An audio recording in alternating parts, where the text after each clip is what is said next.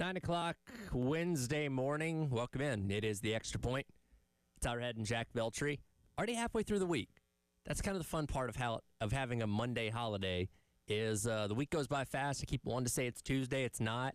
We're that much closer to the weekend again. Thank God, honestly, man. I'm glad it's Wednesday. I'm glad we're halfway through the week. And, yeah, man, it's I just wish the weather was a little bit nicer out. Yeah, yesterday was like I actually went home yesterday and like put on a long sleeve shirt because I'm like it's like chilly.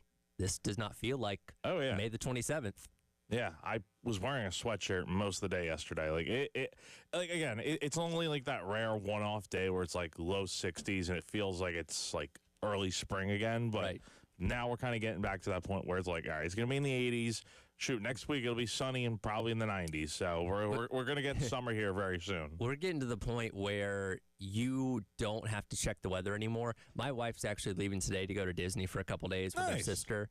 And she was looking at the weather, and she's like, oh, my God, it's going to rain every single day. I'm like, yeah, for one, that's Florida. Yeah. But two, that's summer weather. It's going to be really hot, and it's probably going to rain sometime in the afternoon. Like, that's almost kind of a given through the months of, like, June through August. Yeah, especially in the Southeast. Yeah, if you're not bringing a raincoat around this time of year to Florida, what are you doing? And, it always seems to rain out there every day. Mid-afternoon showers. But hopefully the rest of the time it's sunny out. Yeah, again, it'll rain for an hour or two, and then the sun will come out and it'll dry up real quick, and it'll just be nice and steamy. That's all.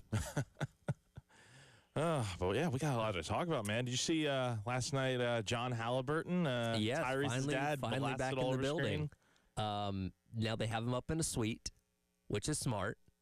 Keeping him as far away from the court as possible while still being able to be in the arena. Now, he's not allowed to travel with the team yet. So the past two games have obviously been at Gainbridge, so he's been there for those games. But when they go back to New York, he won't be there for that.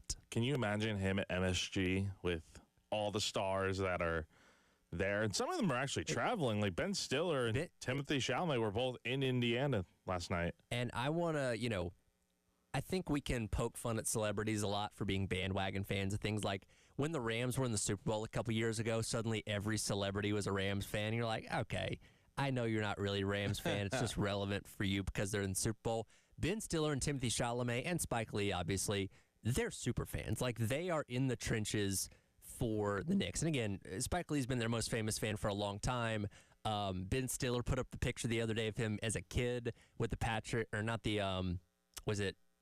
what was the poster of it? It probably would have been like... It wasn't Patrick Ewing, because that would have been... Maybe like Willis Reed or... Somebody. It was somebody on a Knicks poster from when he was like 7 or something like that. So he was like, hey, I've been in the trenches with this for a long time. And Timothy Chalamet is a very legit sports fan, if you've not figured that out already. He lives and dies with this team. When Halliburton made what we thought was a game-winning 3 that ended up being a 2, like it was Chalamet that was one of the people shoving like 2 fingers in his face, like, nah, man, game's still going on. Like this dude's for real. Oh, yeah. And I appreciate that. The College Game Day getting most of the picks right and coming out with just like good answers, that was legit. And look, I, like everybody else, saw Timothy Chalamet's going to be on game day for the SEC championship game. Who is that? This felt so Hollywood random. Fake? You know what I mean? But he came in there and schooled everyone. And like since then, and I also saw the Bob Dylan movie not long after that. And I'm like, okay, first of all, really good actor, did a phenomenal job in that movie. But like, this dude's legit, and I appreciate that about him, and I'd love to see him on game day again because he brought it. Yeah. Now, if you could have him play someone in a biopic besides Bob Dylan, he did say yesterday he wants to play Ernie Johnson in a biopic. That could work. I'm trying to think who he looks like that could work. He did do a great job as Bob Dylan. Yeah, the Bob Dylan thing was phenomenal. He was unbelievable. I'm struggling to think of somebody that looks like him that's believable. Because that's the thing for me is, like, you got to pull off the look, right? Like, when Will Smith did Muhammad Ali, like, hey, he actually looked like Muhammad Ali in that movie. I think I've been impressed with what I've seen of Nicolas Cage playing John Madden in that movie that's supposed to come out. Oh, my gosh. And did you see... So, in that movie, did you see Christian Bale as Al Davis? I was like, is that Christian Bale? I swear to God. And that dude, talk about someone that goes all in to play a role. Absolutely. Like, he looks exactly like. Did you see The Rock in that new that A24 movie he's in? I think he's supposed to be. Who is it? Andre the Giant, maybe. Are you talking about the one where he's the cage fighter? Yeah. Yeah, I forget the guy's name. Mark Kerr. Yeah. But my gosh, man, I mean, it doesn't even look like him. Yeah, I know. When I was watching the trailer and I was like, is that The Rock? Is that not The Rock? But yeah, and again, you can do a lot of things with makeup and CGI and things like that now, but you have to look the part. I can't think of somebody that Timothée Chalamet looks enough like right now that would warrant that, but at some point down the line, for sure. Because again, and I remember reading about him with the Bob Dylan movie. Like, he shut his phone off for like 3 months. Like, he's like, you only get to be Bob Dylan once in your life. I'm gonna go all in on this. And again, did a phenomenal job. He was brilliant in that role. So yeah, definitely go see that movie if you've not yet. And again, as the summer goes along, we're gonna get more of your movie thoughts since you are major cinephile around here. But it is 9 o'clock. As always, got to kick things off with our Sandstorm Pick-Me-Up. Time to get hyped. Here's your 9 a.m. Sandstorm. Sponsored by George Sink Injury Lawyers. Just call all nines.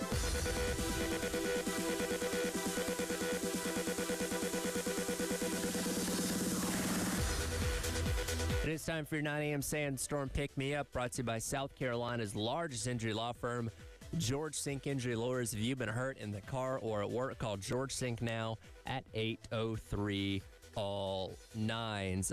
We didn't really get a chance to get into this yesterday because, of course, we were still talking about the fallout when it comes to South Carolina baseball and all the things that we've learned about Coach Maneri in the past week's time, which, again, we still have not had any comment about that from Donati or Maneri or anybody, and I'm thinking that it's just not going to happen at this point since it hasn't happened already, which, again, I think is more incriminating than anything else. But besides the point, the SEC once again set a record.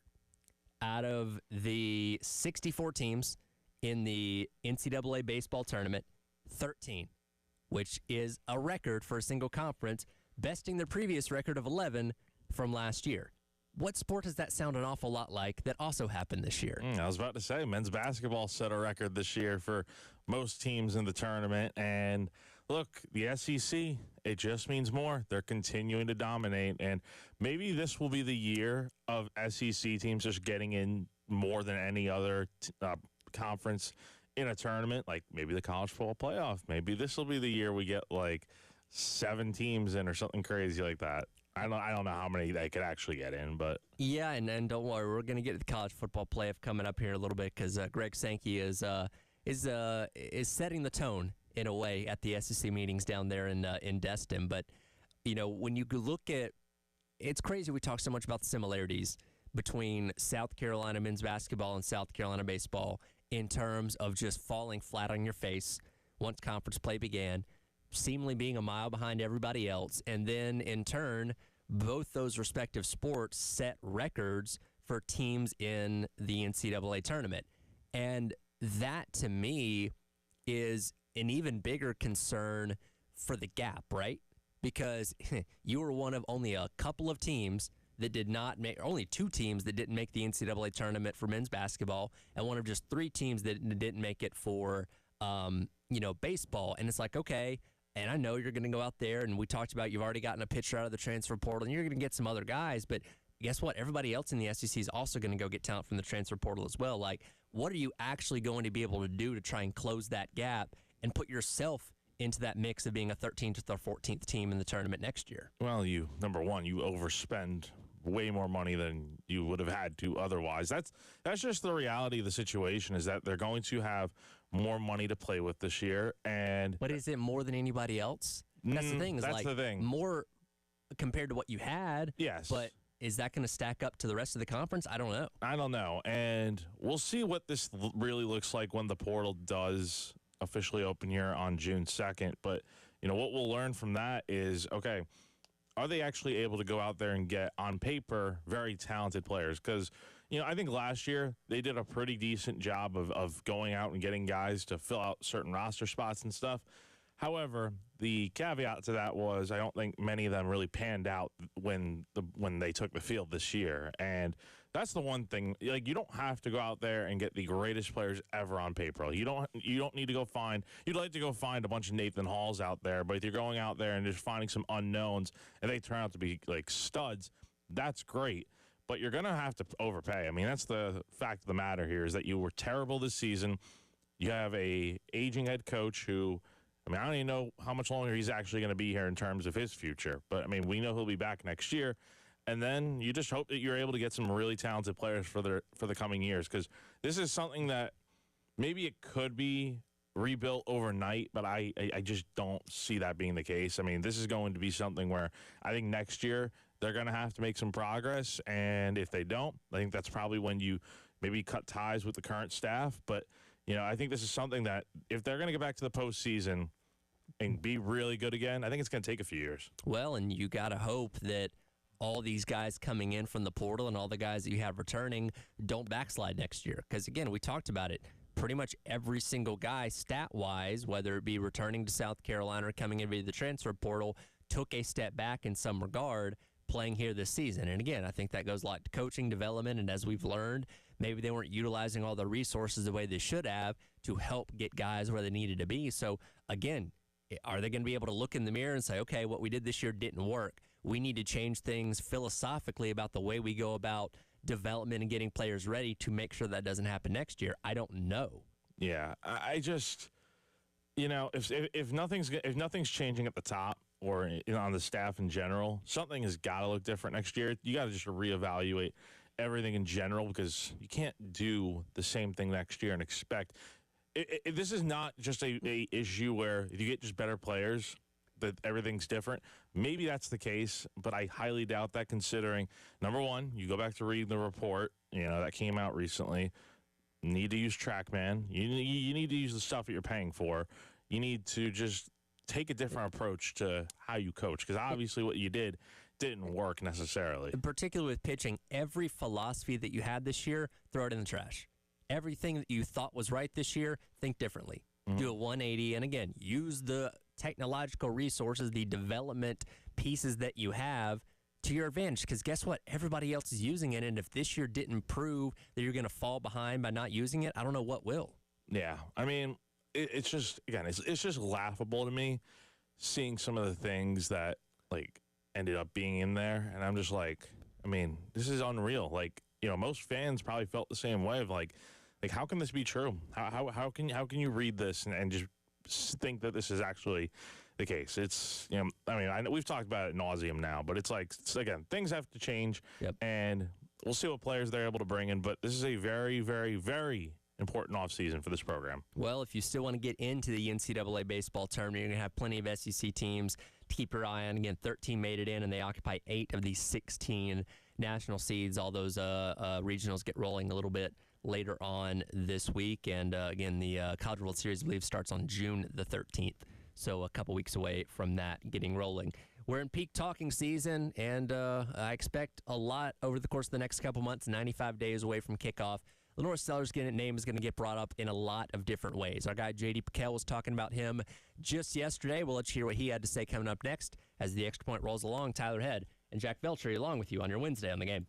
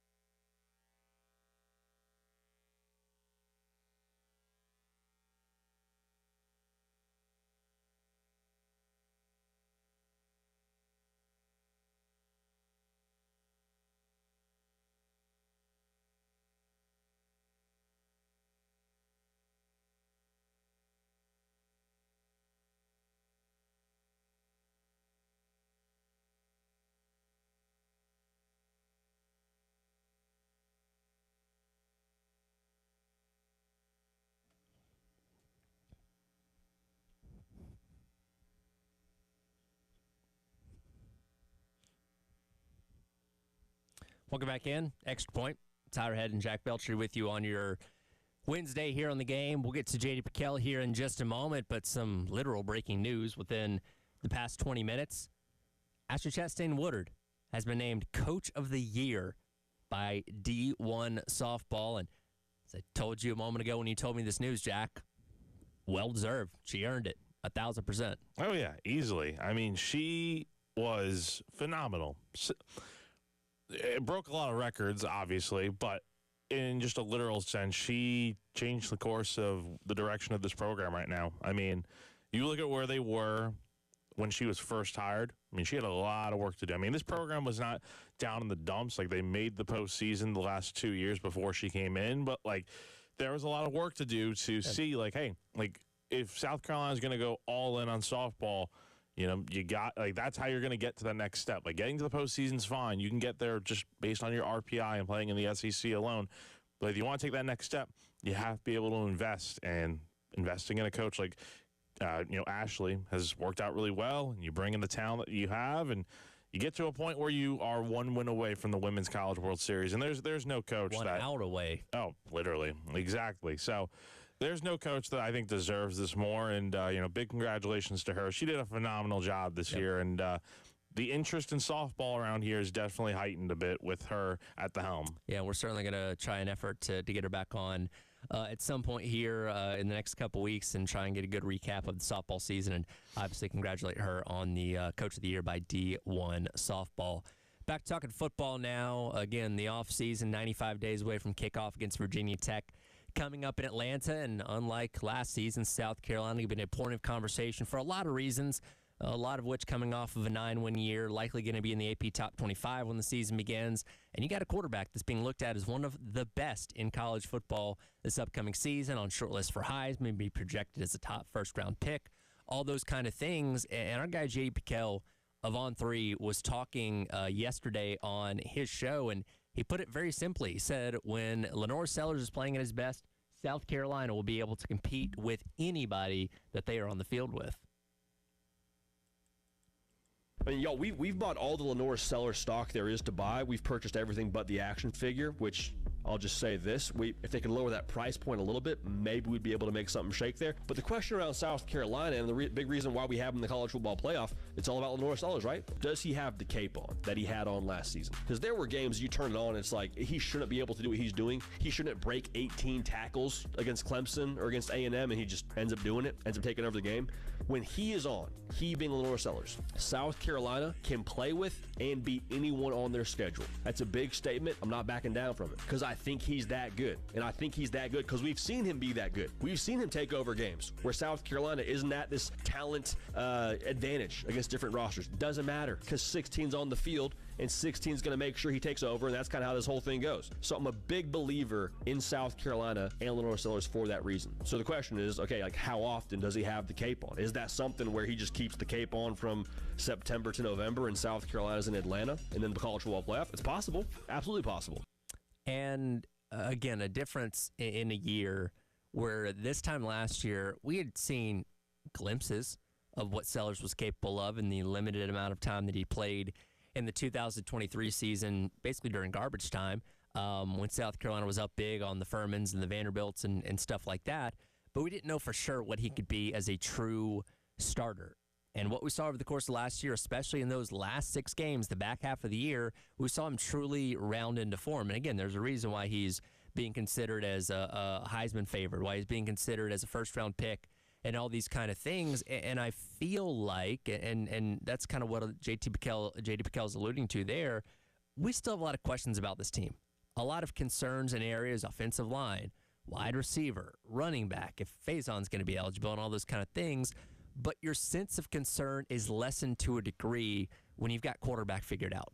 When you know you have a good, solid guy at signal caller that can make everybody around him better. Now, yes, guys still have to step up and do their jobs, obviously, but it'd be a whole lot different story if we're talking about these other concerns and, it's, hey, Cutterwoods or Aaron Nolan, guys that have never started a game in college before, what's going to happen here? Like, it's alleviated a lot because you have a guy that you know is a solid quarterback in Lenore Sellers. Yeah, and that'll be a conversation for maybe next year or something with, okay, what's South Carolina going to do at quarterback? Because at some point they're going to be in that same spot, you would think, that a lot of these teams right now in the SEC are, that just don't have, a starting quarterback right at the moment. But they don't have that situation because Lenore Sellers is one of the best quarterbacks, not just in the SEC, but in college football. And look, I'm fully on board with what JD had to say. Like, we saw this firsthand last year. He's single-handedly able to keep this team in games. And you saw the Clemson game as the primary example of that, where he's just doing things that we have seen flashes of throughout the year at giving moments. Like, you go back to the Vanderbilt game, and he breaks out of that insane sack near the goal line that would have been a big, I think, fourth down play there. And he breaks out of it, and he makes a great throw for about, 50 yards. I mean, that's just what he does. And to see what he did in the Clemson game and just throughout the year, I mean, the guy's a special talent. And when you have someone like that, you're always going to have a chance to win. You're always going to be given, decent odds to be in a game. And with South Carolina being what they are this year, the sky really does feel like the limit for them. And I'm looking at this. South Carolina is going to be featured in a lot of some of the better quarterback battles I think we're going to see in college football this year in terms of guys that we know what they're capable of. I mean, the matchup against Nussmeier in Death Valley, he's going to have the game against Klubnik at the end of the year against Clemson. John Mateer at Oklahoma is regarded as the best portal quarterback and somebody that is supposed to help that Oklahoma team be a whole lot better. And while, yes, his pro prospects aren't exactly high, Diego Pavia is a lightning rod of talent and somebody that excites a lot of people. We have some come on last year with, Pavia Mania. And, when they come here, when Vanderbilt comes into Williams-Brice Stadium later on this year, that's going to be a matchup that's going to create a lot of buzz. Yeah, I mean, that's what you want as a college football fan, is to see two of the better quarterbacks going up against each other. And in the SEC's case, there are a lot of good ones out there. And, I mean, you mentioned some of the names there, like Nussmeier, Mateer, Pavia, obviously. I mean, and we're going to get, Klubnik at the end of the year going up against Sellers. It's just going to be a lot of fun to watch this year. And, Sellers was very good last year, but can he be even better this year? Can he take that next step towards being, elite, one of one this year? I think it's very much a possibility as long as he stays healthy.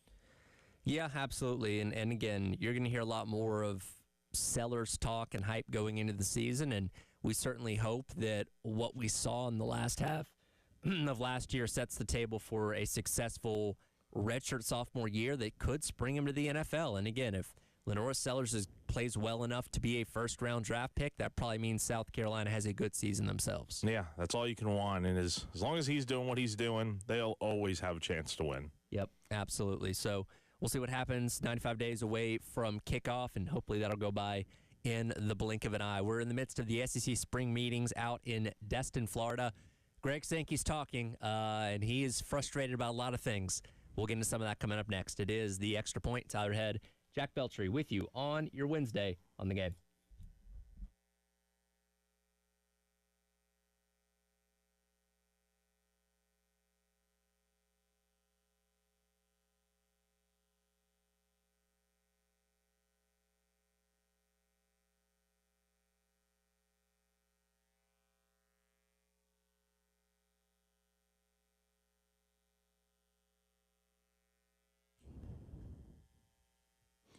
Everyone knows that AAA Heating and Air has the best HVAC replacement options in the Midlands with their guaranteed financing, no payments or interest for 12 months, and a 15-year parts and labor warranty.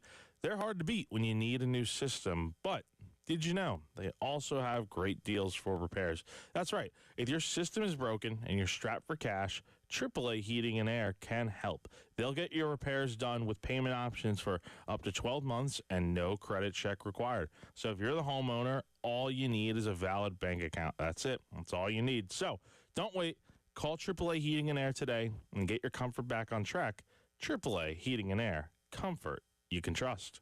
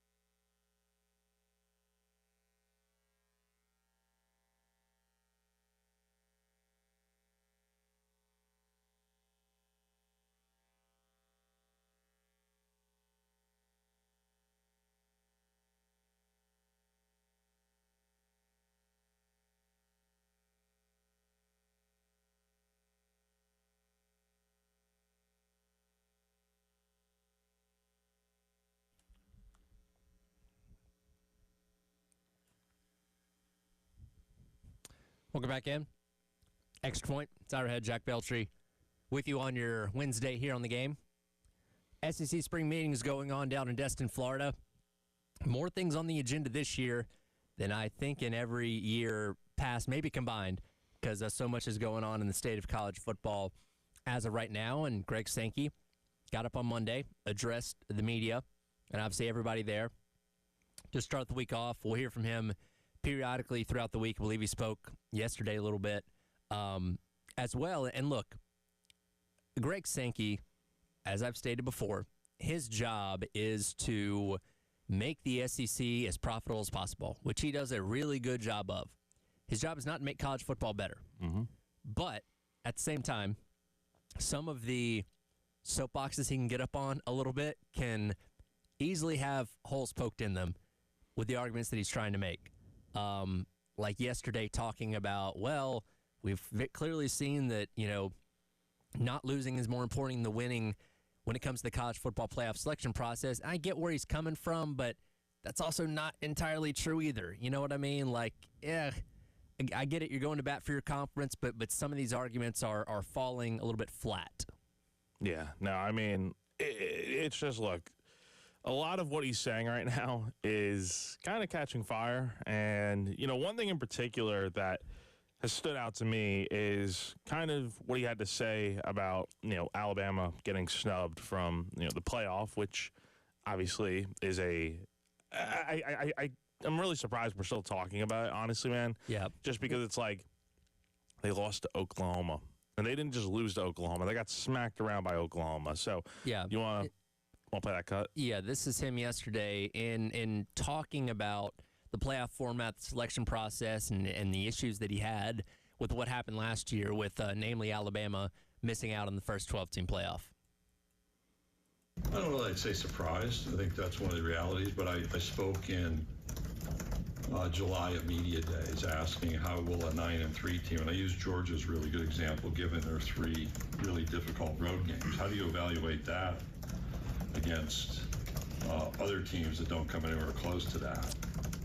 And as I said, we learned something the first time through, and that raises the need for deeper analysis and understanding. If we're going to just incentivize wins, playing fewer winning teams can get you to more wins.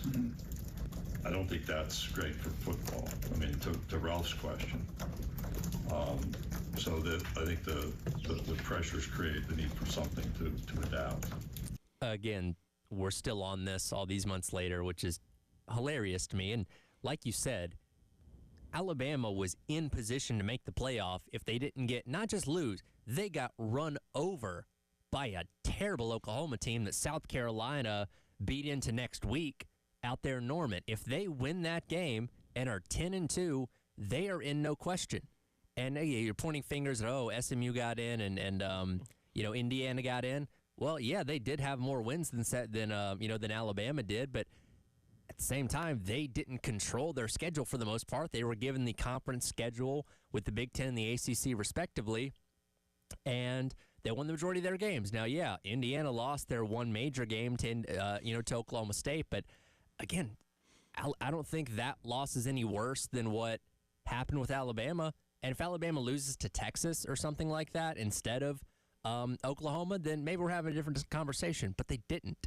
And that's one of those things where, again, I get that you're going to bat for your conference, and sure, you can make arguments for Ole Miss, who lost to Kentucky early on in the season, South Carolina, who lost to that Ole Miss team, and that Alabama team. Like, the more we expand this playoff, the more all these teams are going to be flawed. And at the end of the day, I didn't have a problem with the committee putting in Indiana, putting in SMU, because I thought their arguments in terms of maybe not the best teams, but definitely more deserving based on what they were able to do with their own, own schedules. At the end of the day, here's a few things we learned from last year. Number one, if you want to be safe and probably in the playoff for sure, you got to get 10 wins. I think that is a given. And the other thing is, you look at South Carolina, for instance. Don't lose. If you're going to lose games, you probably don't want to lose to the 2 teams that are going to be right in front of you in the playoff picture. Now, is that necessarily their fault? No, but it just happened to work out that way where Ole Miss and Alabama are the 2 main losses that are on their schedule, and they're right in front of them. So you can't leapfrog them. But I thought it was interesting. I don't believe we have the cut here, but Kalen DeBoer had something interesting to say yesterday, or at the SEC meetings there in Destin, and his quote: "You wonder what would have happened if other people would have played our schedule." End quote. I mean, I don't know. I mean, yeah, the Oklahoma loss. We're going to continue to harp on it. Sure, you can't be losing a game like that. Now, yes, they play a tough schedule. Yeah, they played Georgia this year, the LSU, you had to go there. You played a pretty good South Carolina team this year. I mean, look, yes, the schedule is tough in some ways, but you also lost games that's like, come on. I'm glad you brought up that thing that Kalen DeBoer said, because college football is in this never-ending death loop of hypotheticals, right? And look, it makes the sport entertaining to a degree because we always got something to argue about, but every single year, whether it be the 4-team playoff, the 12-team playoff, back when we had 2 teams for the BCS, there's always that, well, if Team A would have played Team B's schedule, Team A would have lost 5 games or 6 games, and, Boise State can never hang in the SEC. Like, all these hypotheticals are out there that we're never going to be able to prove because it just doesn't work that way. And you look at every other professional sport, Major League Baseball, NFL, NBA, they all have balancing within their schedule to prevent these kind of things from happening, in a very straightforward playoff process as well. But college sports is just one of those uniquely, beautifully broken kind of things that you're never going to be able to prove. Well, yeah, if Indiana played in the SEC, well, they don't.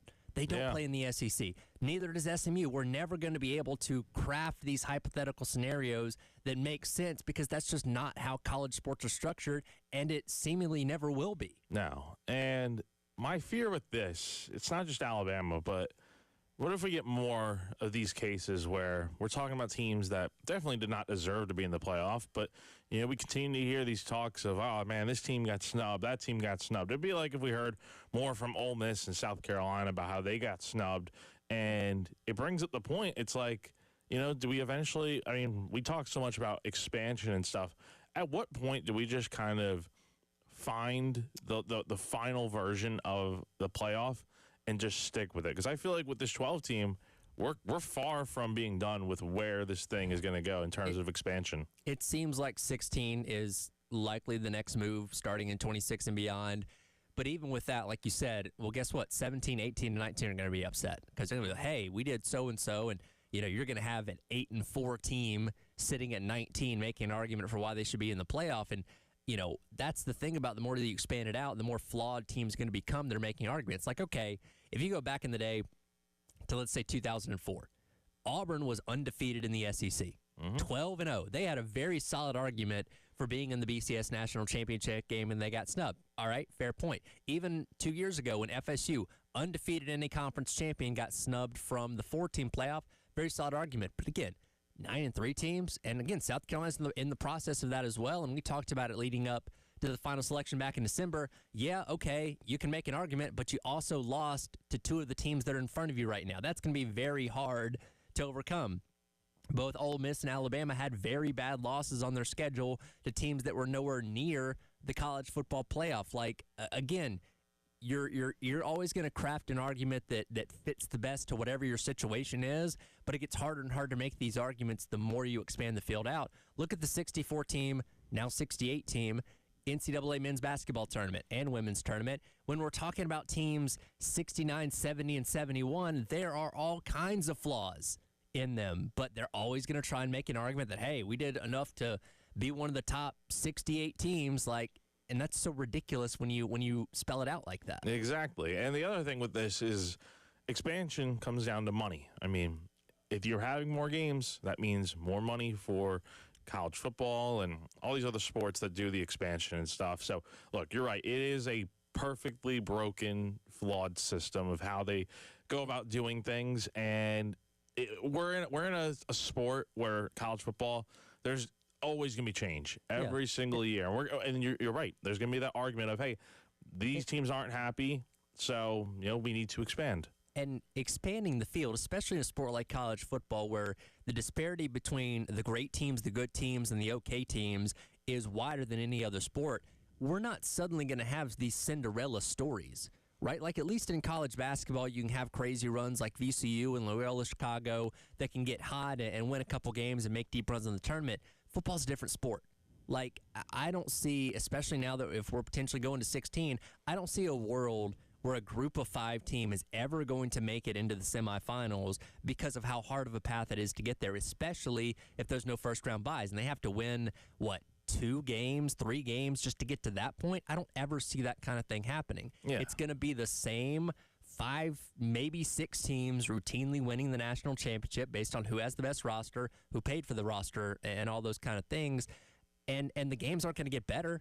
We saw the majority of blowouts this past year in the college ball playoff. That's probably going to continue to happen because that's just the way the sport is. No, totally. And real quick, doesn't have to do with Sankey. I think I heard Kirby Smart yesterday on Feinbaum talk about the fact that it's going to be hard to ever see an undefeated national champion ever again. Do you feel that way? I think that was Maybe it was Sark. I think it was Sark. Yeah. And that is a really good point. And we're going to be at Firehouse Subs tomorrow. There might be something to kind of dive into a little bit more because I think that's a really good point because, again, the talent is spread out a lot more. Yeah. There is more parity, but not to the point where, again, I think we're going to suddenly have 10 different teams in the mix every single year with a realistic shot at winning the championship. It's far more competitive last year than it ever really has been, and I'm here for it. And I do think we're at a point where we're going to see less and less undefeated teams just because there's more games, too. And it's tough to go undefeated now, so we'll see. Yeah, we'll absolutely see. That's enough for the negatives of college football. We got some fun news yesterday. The official cover reveals for College Football 26, which is coming out on July the 10th. We'll dive into that and tell you which Gamecock will be featured on the cover. It is The Extra Point. Tyler Head and Jack Beltry with you on your Wednesday on the game.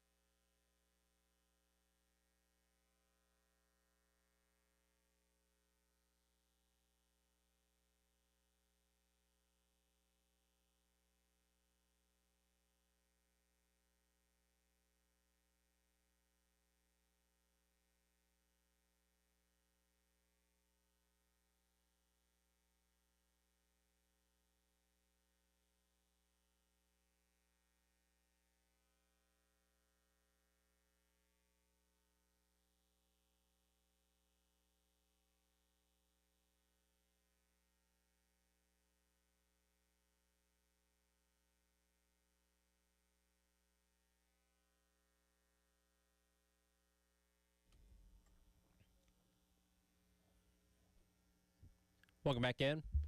Extra Point. It's our Ed and Jack Beltry with you on your Friday. It's so nice because we went for so many years without looking forward to every summer the release of a new college football video game. Last year, the hype was through the roof for the first game to return since 2013, and now it is an every-year thing. So I was delighted to see yesterday the official deluxe edition cover, or the covers, be released. We had that one picture from, I think, March, with a bunch of guys at the Rose Bowl, and it was positioned as the cover, but it didn't really look like a cover. This is a more refined version of that picture that features a lot of people from around college football. And on the main cover of the game, we'll have Jeremiah Smith and Ryan Williams, obviously two of the most prolific receivers this upcoming season, and those guys are featured front and center on the deluxe edition cover as well. But you got a pretty strong representation of just about every major program to some degree on this cover, including our one and only Dylan Stewart as well. Yeah, I'm glad to see he's on the cover. And going back to that picture you referenced from a few months ago, we knew he was going to be on the cover in some facet because he was one of the guys that was in that initial photo from like March or whenever it was. But yeah, he's there. I mean, he's not front and center, but you can see him over on the right behind Ryan Day over there and next to Dan Lanning. So I kind of like the way this cover looks, and I want to get your thoughts on it, but I like how it's very messy. There's a lot going on in this cover for the deluxe edition, but I dig it. I like it that you're incorporating the coaches, the players, mascots. Heck, you even have a Clemson band member up towards the near the 6 and the 26 logo. Well, and last year's cover had all the players kind of running out of a tunnel, which was a way to say, hey, we have actual players in the game because you can see their nameplates and stuff like that, which I thought was a nice touch. And I feel like that's going to be a consistent thing going forward is representing everybody as strongly as possible. I don't know if we ever see a just one cover guy when it comes to college football video games, just because, again, it's such a hard thing to nail down. So, yeah, I do like the representation of just about everybody on here. I will say Dylan Stewart is one of the few people on here that's not, like, actually smiling. He's got kind of a smirk on his face. So, I don't know, that kind of fits his low-key personality, I guess. To be fair, and I personally have never seen, have you ever really seen him smile? Not to my knowledge. And now, I haven't been around him as much as you have, but I can't recall. Like, not in a photo or anything. Like, will he smirk? Yeah, sure. I mean, you might get a little bit of a smirk out of him if you when you're asking him a question or talking to him or whatever. But yeah, it fits his persona a bit, I would say. But again, I dig the cover, and I'm glad. I wish this was the main cover, though. I will say that. Yeah, and you can obviously, I don't know, pay 10 or so more bucks for the deluxe edition and whatever that entails. Now, coaches will be in the game this year. Yeah, they weren't in last year, have never been in prior. So you will get Kirby Smart and James Franklin and Dan Lanning and Ryan Day and some of these guys that are on the cover actually in the game. Yeah, and I think that's going to be super, super awesome. We haven't gotten a gameplay trailer yet, right? I believe today the first trailer comes out. Okay. I can't imagine it's going to be all that different than last year's. No, but what I'm saying is I'm hoping they're going to tease some of the coaches are actually in the game, and there's not much you can really change from one year to the next. But I think this is going to be a really fun game to get once again. July the 10th, 43 days away, I think. And the deluxe edition comes out 3 days early, so July 7th. So there you go. Looking forward to that, and we'll be playing that this summer. No doubt about it. Sure. That'll do it for hour number 1, the Extra Point. Coming up in hour number 2, talking some racing with Jen Jensen. Take off 10 o'clock hour here on The Game.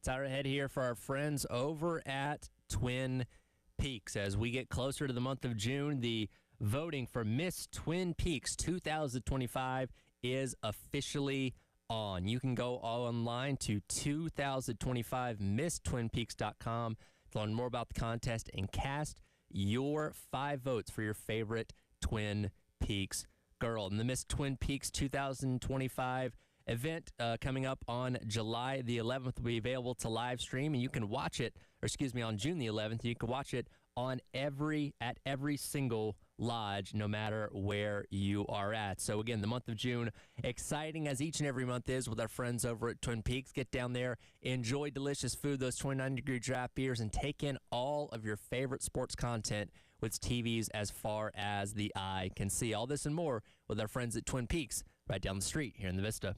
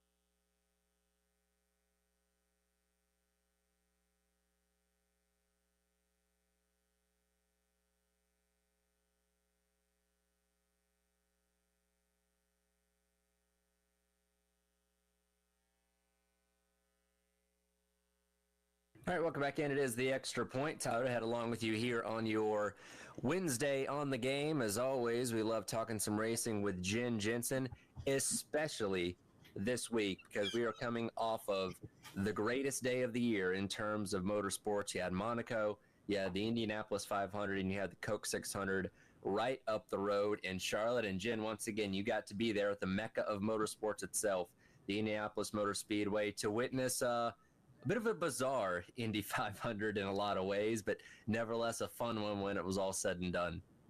It really was, and you're right. It was very odd. The start of it was odd to have McLaughlin spin out, basically on a warm-up lap or parade lap. That's just not normal. But the I don't say cold, but cooler conditions obviously contributed to that. Just get the first lap started, and in turn one, you've got Andretti that spins around, and then you have the rain issues before. Yeah, it was interesting to say the least. Coldest Indy 500, I believe, since 1992. Again, it's the end of May. You shouldn't be out there in long Usually sleeves complain about and heat, jackets. right? Exactly. It was bizarre seeing the crowd bundled up for the most part, and again, the rain kind of on and off all day, breezy and cloudy. Not what you hope for as the kind of mark of the beginning of summer, like the Indianapolis 500 is. Exactly, because that's kind of the thing of Memorial Day weekend. We're kicking off the summer, and that's a great way to start. And it should be oppressively hot, where we're all complaining about sweating and we're getting under the misters, and didn't have any of that going on this time. But that's okay. It was still good racing overall, and pageantry in both that and the Coca-Cola 600 is just always unmatched as far as for patriotism. Oh yeah, the track experience for the Indy 500 truly looks like it's second to none. You got the Black Hawk helicopters flying literally not even maybe 100 feet above the racetrack. That's always a wild scene. And again, once the race finally got going, we actually got to see some good racing, capped off by Alex Palou winning his first ever Indy 500. He's won pretty much everything else in the IndyCar series these past couple of years. The Indy 500 was kind of that last box for him to check. Yeah, and it was fun to watch him running down the front straight. And there's an account that I follow, and it was pretty funny because he was saying, "Hello, is it me you're looking for?" Kind of like the old Lionel Richie song, "Hello." It's pretty cute. But just the pure joy, throwing his gloves off, and you could tell that this was something that was very important to him, and you love to see that. Yeah, and he gets by Marcus Ericsson in late stages of the race, is able to hold him off. I know there's some lap traffic in front of him that he wasn't able to get around, but I think that also kind of prevented anybody from making any runs on him. Passing was a little bit tough late in the late stages once everybody kind of turned the wick up and weren't saving fuel anymore. That's something obviously IndyCar can look into before next year's race, because it seemed like it was a little more difficult than it had been in years past when guys were actually trying to get around each other. But nevertheless, again, Palou, he's won 3 out of the last 4 championships, has won pretty much every race already this year. So the Indy 500 will kind of make sense that he'd go ahead and win that en route to what's likely going to be his 4th championship this year. Yeah, most likely. And again, he seems to be pretty well respected in the group, and the fans that were around us were thrilled that he was going to win. You can always tell there's some fan favorites, and he was one of them. Yep. So I think they just love the fact that, okay, that kind of, like you said, check this one off. Yeah, and again, cool to see the emotion that everybody that wins the Indy 500 obviously has, but there's something special when you watch somebody win it for the first time, and you saw that out of him again, running down the front stretch, shedding his gloves and helmet with his crew. His dad was out there, other drivers coming up congratulating him. There's truly something special about watching somebody celebrate an Indy 500 win that is always cool. Yeah, it really is. And then he got I believe he was a whole milk guy, if I remember correctly. I think so. Yeah, I went through the list, and it's typically either whole 2% or skim. A couple people said 2%, but for the most part, everybody's a whole milk fan. Go figure. He chose not to dump it on himself. He was very just formal with his sips out of the bottle. That's okay. I guess maybe it was too cold to be dumping milk. That day. It might be. And I just always wondered, how does that smell after a little bit? But probably not great, I would imagine. No, but a colder day, I guess it was okay. Of course, we were keeping our eyes on Kyle Larson, attempting to do the double for the second time, and unfortunately, weather striking again. By the time the race got started, he had about a 0% margin for error in terms of delays if he was going to get in all 500 miles, make it to Charlotte in time for the 600. Kind of doing the math, it looked like he was going to have to get out of the car with about 30 or 40 laps to go. Unfortunately, crashes out before we get to lap 100, so that ends his day early, or downshifted going into 2, I believe. Got sideways, collected a couple other people, including Stingray Robb, and again, unfortunately, last year he was at least in a position to get a top 5 and made the mistake of speeding on pit road that relegated him to a worse finish. But this year just didn't quite seem like he quite had the speed, and then to see his day in like that up in Indianapolis was certainly a bummer that led to him, having an even worse day when he got to Charlotte while leading, hits the wall, ends up crashing out of that race too. So tough day for Larson, trying to run the double for the second time. Yeah, it really was a tough deal for him because, and for some people, because there are some like IndyCar purists are like, oh, I don't want the NASCAR guy, and oh, well, who does he think he is, and whatever. He is such a gifted driver that usually can just dominate. So the fact that he struggled in both races was really disappointing. And I know that they were chronicling this for him and going to make some type of I'm sure, a movie special of some kind. And the fact that this is kind of the content they got out of it, that's just disappointing. But I guess heartbreak is part of racing.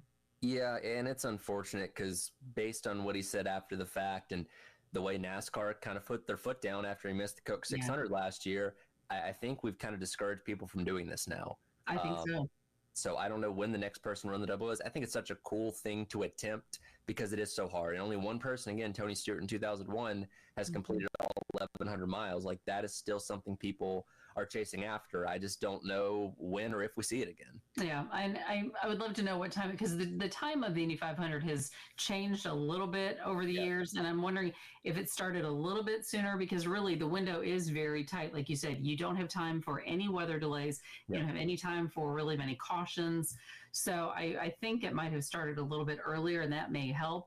I did hear Kyle Busch kind of talking about how, well, he really hasn't been approached, or it's something I think he might be interested in. He's had some deals done, according to him, that Joe Gibbs Racing would not allow him to do. Sponsors weren't able to fully commit to it. Like, he's been interested, and again, I think he finally actually turned 40 this year. It seems like he's been in his 30s for the past 20 years. Correct.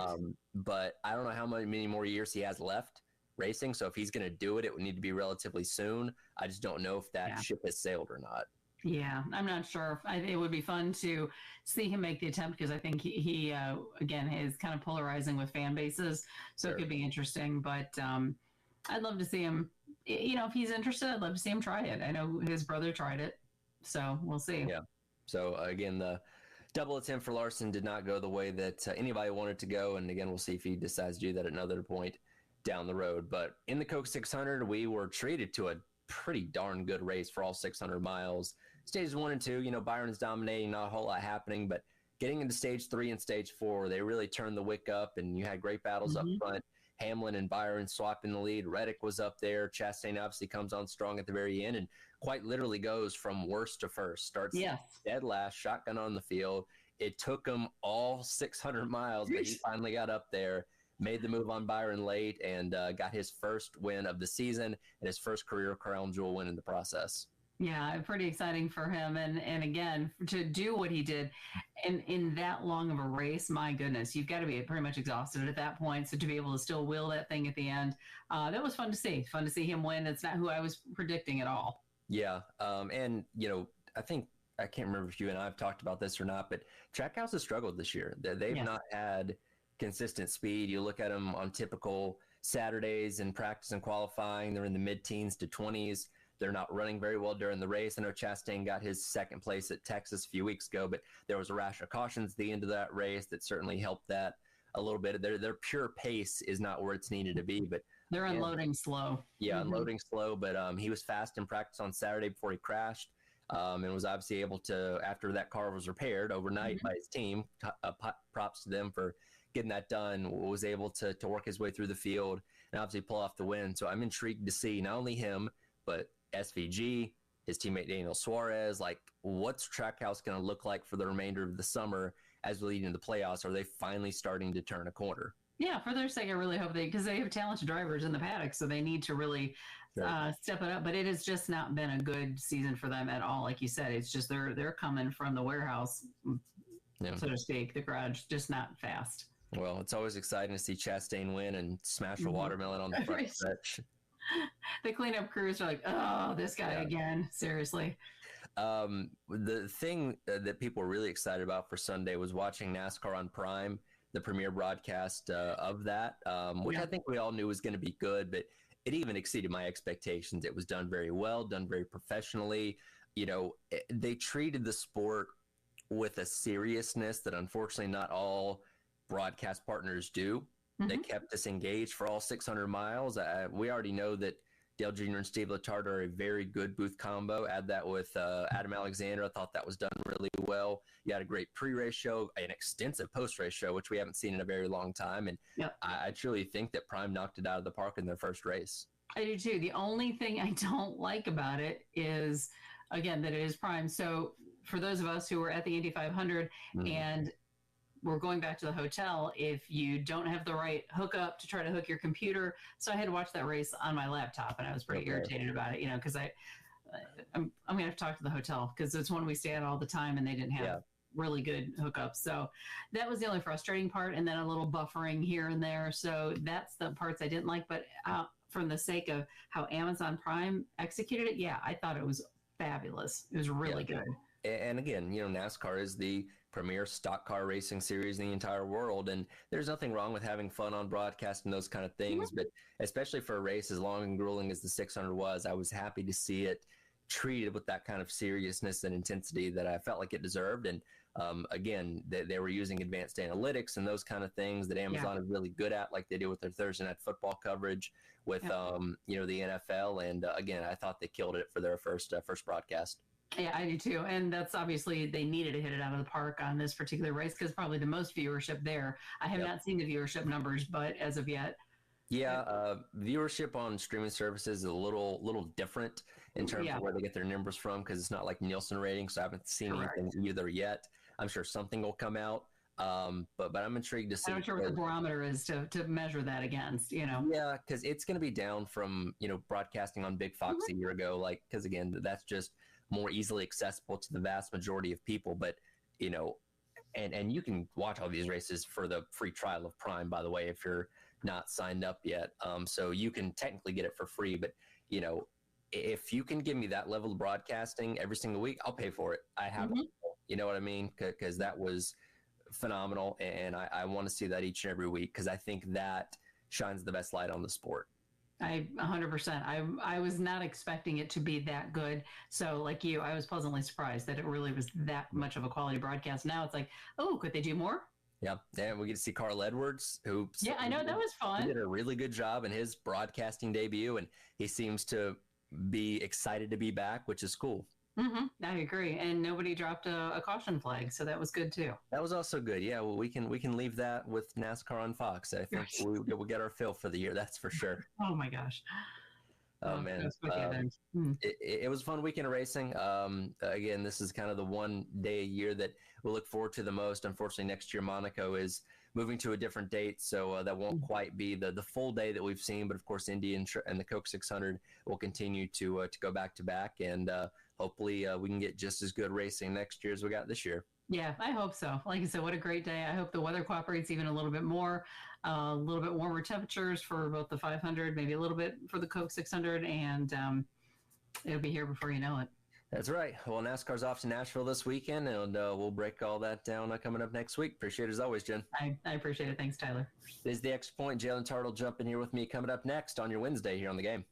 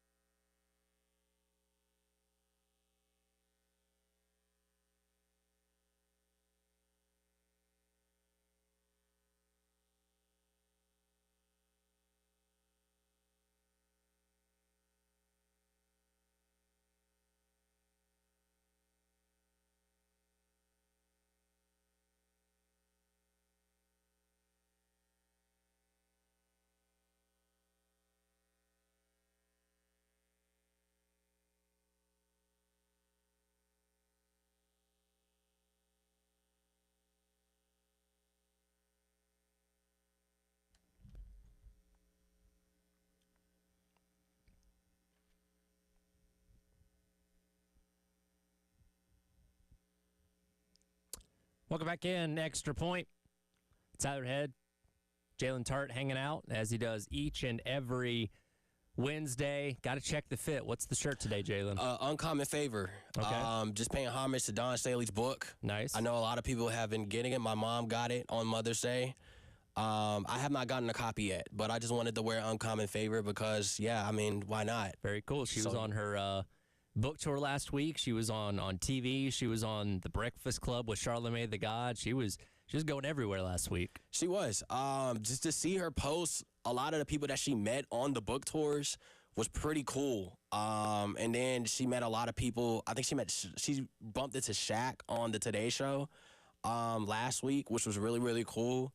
So congrats to Don Staley for having a successful book tour.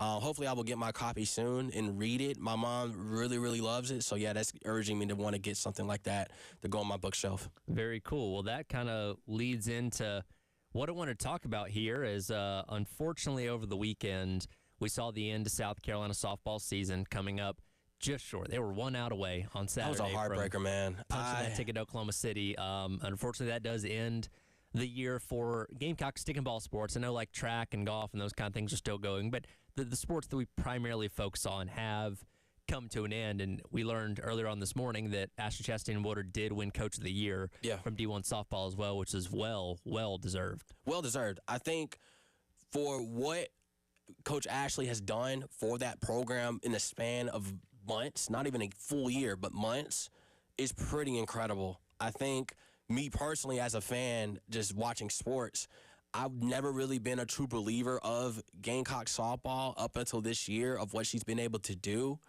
And the fact that a lot of people now are rallying behind her going into the next season is expecting great things from her. I'm very excited to see where she takes this program from years to come. Knowing that she is, one, an alum, and she's coaching the team that she played on, that's pretty darn incredible for someone to have that type of, positivity and potentially, momentum going. That was kind of the word I was looking for, going into the next season. We haven't really seen this since, Shane Beamer, Don Staley. We haven't really felt this way in a sense, so to speak. Yeah, and it was a program that wasn't like in the doldrums by any means. They were good. They were making regionals in the postseason and all that kind of stuff, but not really much after that. And the reason why you move on from a coach that is making the postseason is because you think that this program is capable of going further than that. And look, nobody said or thought that South Carolina could accomplish what they would in year number one, but it's going to set the bar very high going forward as, okay, you've shown us what you're capable of in year number one. Okay, now we expect that and more in year number two and years going forward. And she had some really good transfers to come in there as well in her first year. So this is now a good destination spot for players that may be in other conferences outside of the SEC to want to come into the SEC, potentially with South Carolina, to showcase their skills and play good quality softball. And potentially they can get over that small hump to get to Oklahoma. So if you had to assign a letter grade to softball this year, what would you give it? I say A minus. A minus? Okay. I mean, you exceeded the expectation. You have not been to a super regional in over 25, 30 years. That's pretty darn incredible for you to do that within your first year. So I'll give that an A minus. I think that's fair because, again, the expectations weren't super high. Because, look, anytime you bring in a coach from a lower level to the SEC, there's always going to be the thought of, okay, they're going to have to adapt. There's probably going to be some growing pains, and if year number one doesn't go well, you almost kind of give them a mulligan, right? Like, all right, they've got time to adapt now, figure out what they need, and be better going forward. So, yeah, to do what they did in year number one, again, A-plus would have obviously been going to the, College World Series, so we didn't quite get there. But, yes, I think A-minus is very well deserved. I agree. Moving on to some of the other sports, we kind of go sport by sport here. May as well stay in the spring. Baseball. I think I know what you're going to say, and it's probably warranted. 1, 2, 3, F. Yes, F. Can we go F minus? There's no such thing as that. Is there an F plus or an F minus? I don't know. I've never graded something. Me personally, the only reason why I would say it's an F is because when we got Paul Maneri, we were thinking, okay, this cannot get any worse than Mark Kingston. Mark Kingston was just one one game away from getting to Omaha. And sure enough, we saw just the epic collapse. They were winning the mid-major games, but when it came to Power 5 schools, they were just not that good. They were not good.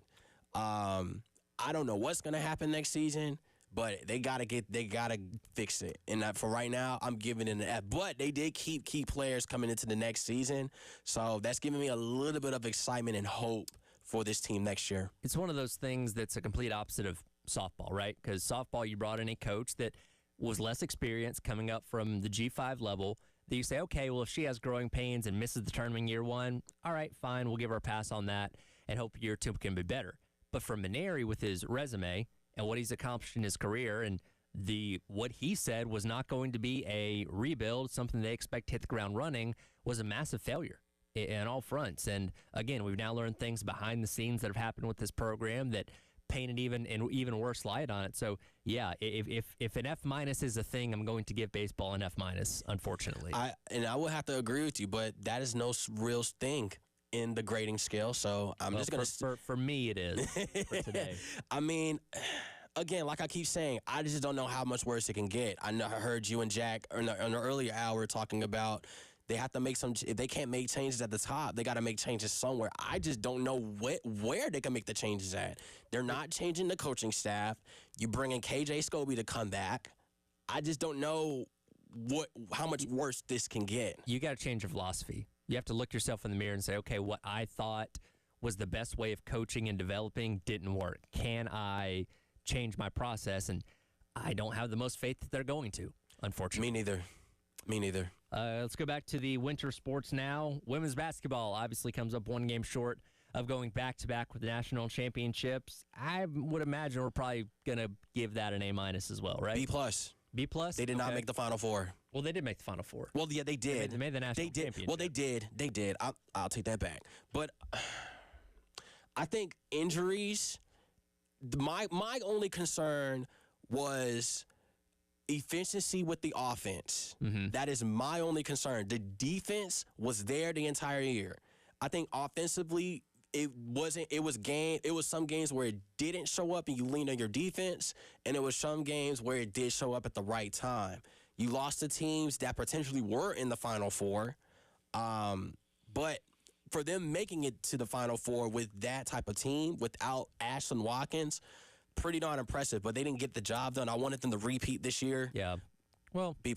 I would say this is not the best team Dawn Staley's had in the past couple of years. So to still make the national championship, and yeah, you got beat pretty thoroughly by UConn. Disappointing, but we expect them to be in that game pretty much every single year. So getting there, I think, still deserves an A, but obviously didn't win the thing, so A-.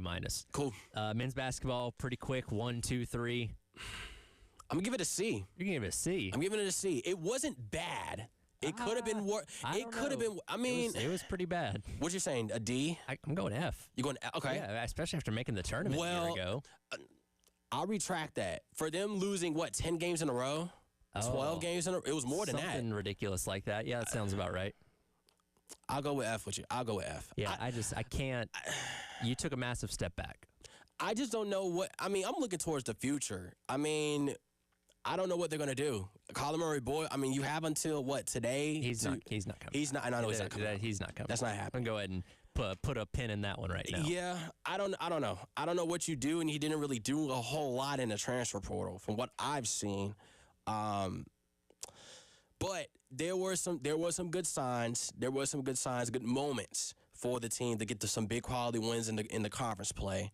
But it was no consistency. There was no growth from the team after win after win after win. It was just a straight, it was weird. It was just very weird season for Coach Parrish to go from making the tournament to not making it at all is kind of weird. And last one here, football.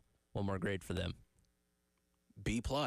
Yeah, I agree with that. B+. Still room for improvement. Yes. It would have been an A if they would have beat Illinois. Gotten to 10 wins, that would have been significant. That would have been an A because that's coming off of Lenoris's momentum game or the intro to Lenore Sellers from the Clemson game to the Illinois game. So I'm gonna give that a B+.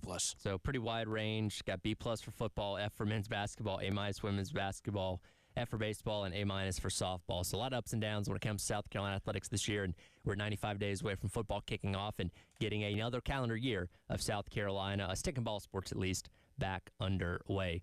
Well, speaking of football, Aaron Rodgers, he's talking again. Is he ever going to go to the Steelers? We'll discuss that next. It is The Extra Point. Tyler Head and Jalen Tart on your Wednesday on the game.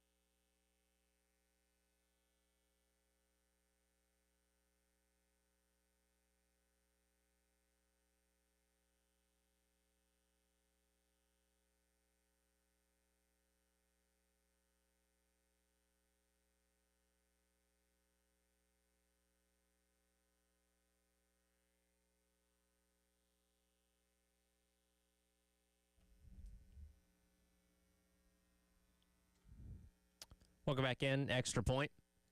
Tyler Head, Jalen Tart with you on your Wednesday here on The Game. We'll get into Aaron Rodgers in just a moment. But first, it is time for Who Sprung a Leak, brought to you by our friends over at American Leak Detection. And unfortunately, for today, it's got to go to the Atlanta Braves. Lord. 1-5 in their last 6 after just getting over 500 a few weeks ago.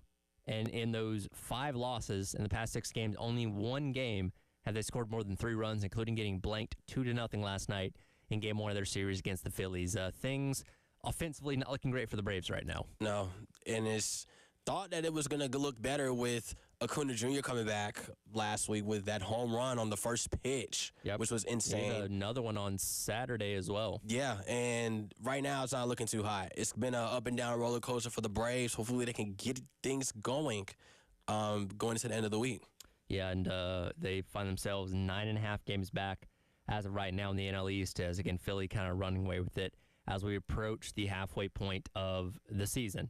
Aaron Rodgers continues to talk. Has still not made his mind up on if he's going to play football this year or not.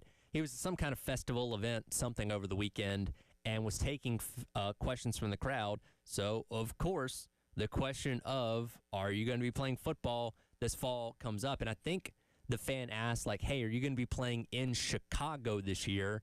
I guess asking the question from the standpoint of, are you going to be playing on the Bears, which you know he's obviously not. But he did take the opportunity to once again tease potentially going to the Steelers. Will Aaron Rodgers ever go to the Bears? Oh, boy. Security, can we get her out of here? Can you take security? Security, can you take it easy on her on this one? No, but I believe there's a team that might play in Chicago this year. Let's go! A road trip. I don't know. I'm not sure. Got to check it out. Are you speaking in code? I love Chicago, though. Way more than they love me. It's been a great relationship, all one way. In case you're wondering, the Steelers do visit the Bears on November the 23rd on that Sunday at 1 o'clock. So he is once again giving you a wink saying, maybe I'll play for the Steelers. Here's my problem. They start their season in 102 days. OTAs have already begun. Make up your mind. Either do it or don't. Is he really better than Mason Rudolph, though? Yes, he is. Okay. I mean, I can say that too. Which is why, again, Mike Tomlin is a very no-nonsense coach. Yes. He has put up with the Antonio Browns and the George Pickens of the world because those guys are very talented, right? Or were when they were with the Steelers, at least. Yes. He understands that his current quarterback situation, which is Mason Rudolph, Will Howard, and Skylar Thompson, Aaron Rodgers is better than all those guys, even a aging one Achilles Aaron Rodgers. So he would have a step up in his quarterback room if Rodgers came, but it's got to be mind-numbing for him. He's got to be beating his head against a locker that we just continue to get strung along. Like, dude, make up your mind, please. I think he loves playing these mind games with the teams that he's interested in. We learned that with the Jets, and now we're learning that with, hopefully, Pittsburgh.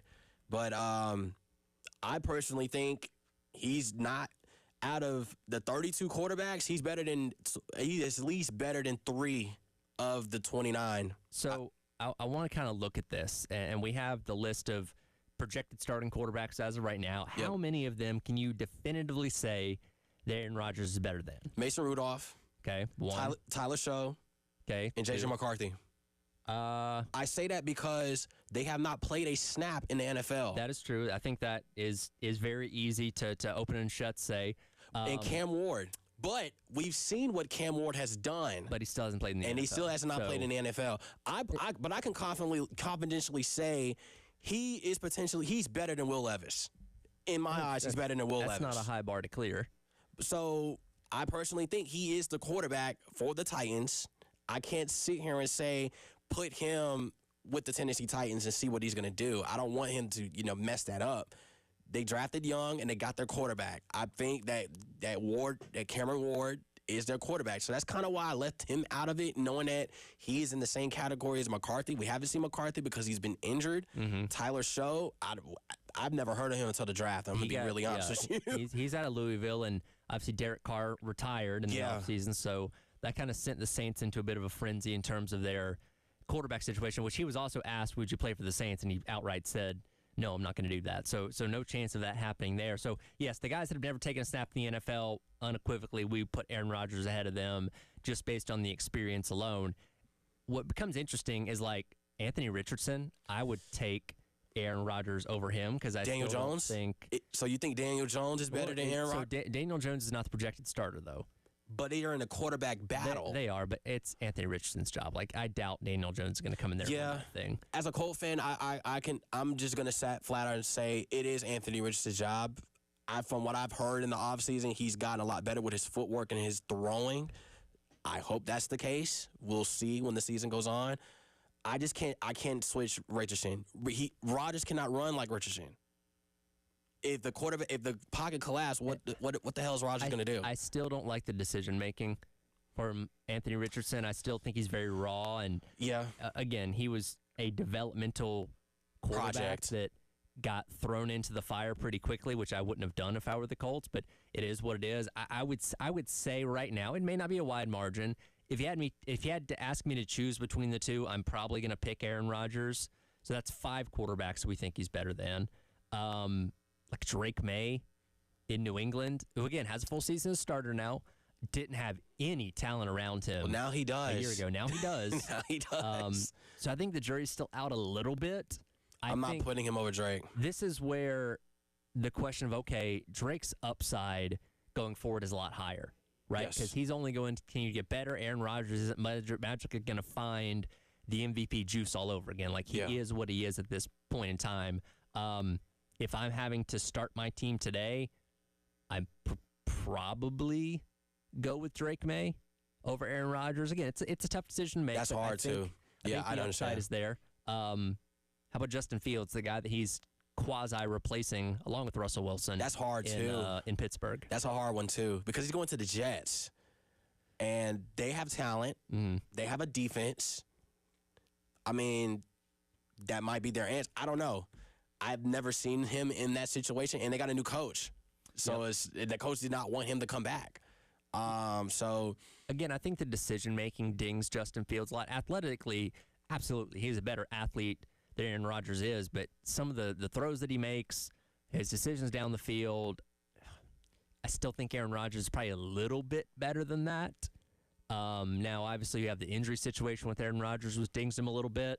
It's debatable. I don't know, because you got Garrett Wilson, who is the best receiver on that team. Do you think his career will have better numbers with Justin Fields over Aaron Rodgers? I don't know. And again, the Fields thing seems like an experiment, right? Yeah. Until, if they don't have a great season, they're going to be drafting a quarterback coming up next year. So I think it's a trial and error thing with him and Aaron Glenn up there in New York. But, I mean, if you wanted to take Aaron Rodgers over him, I wouldn't be mad at you about that.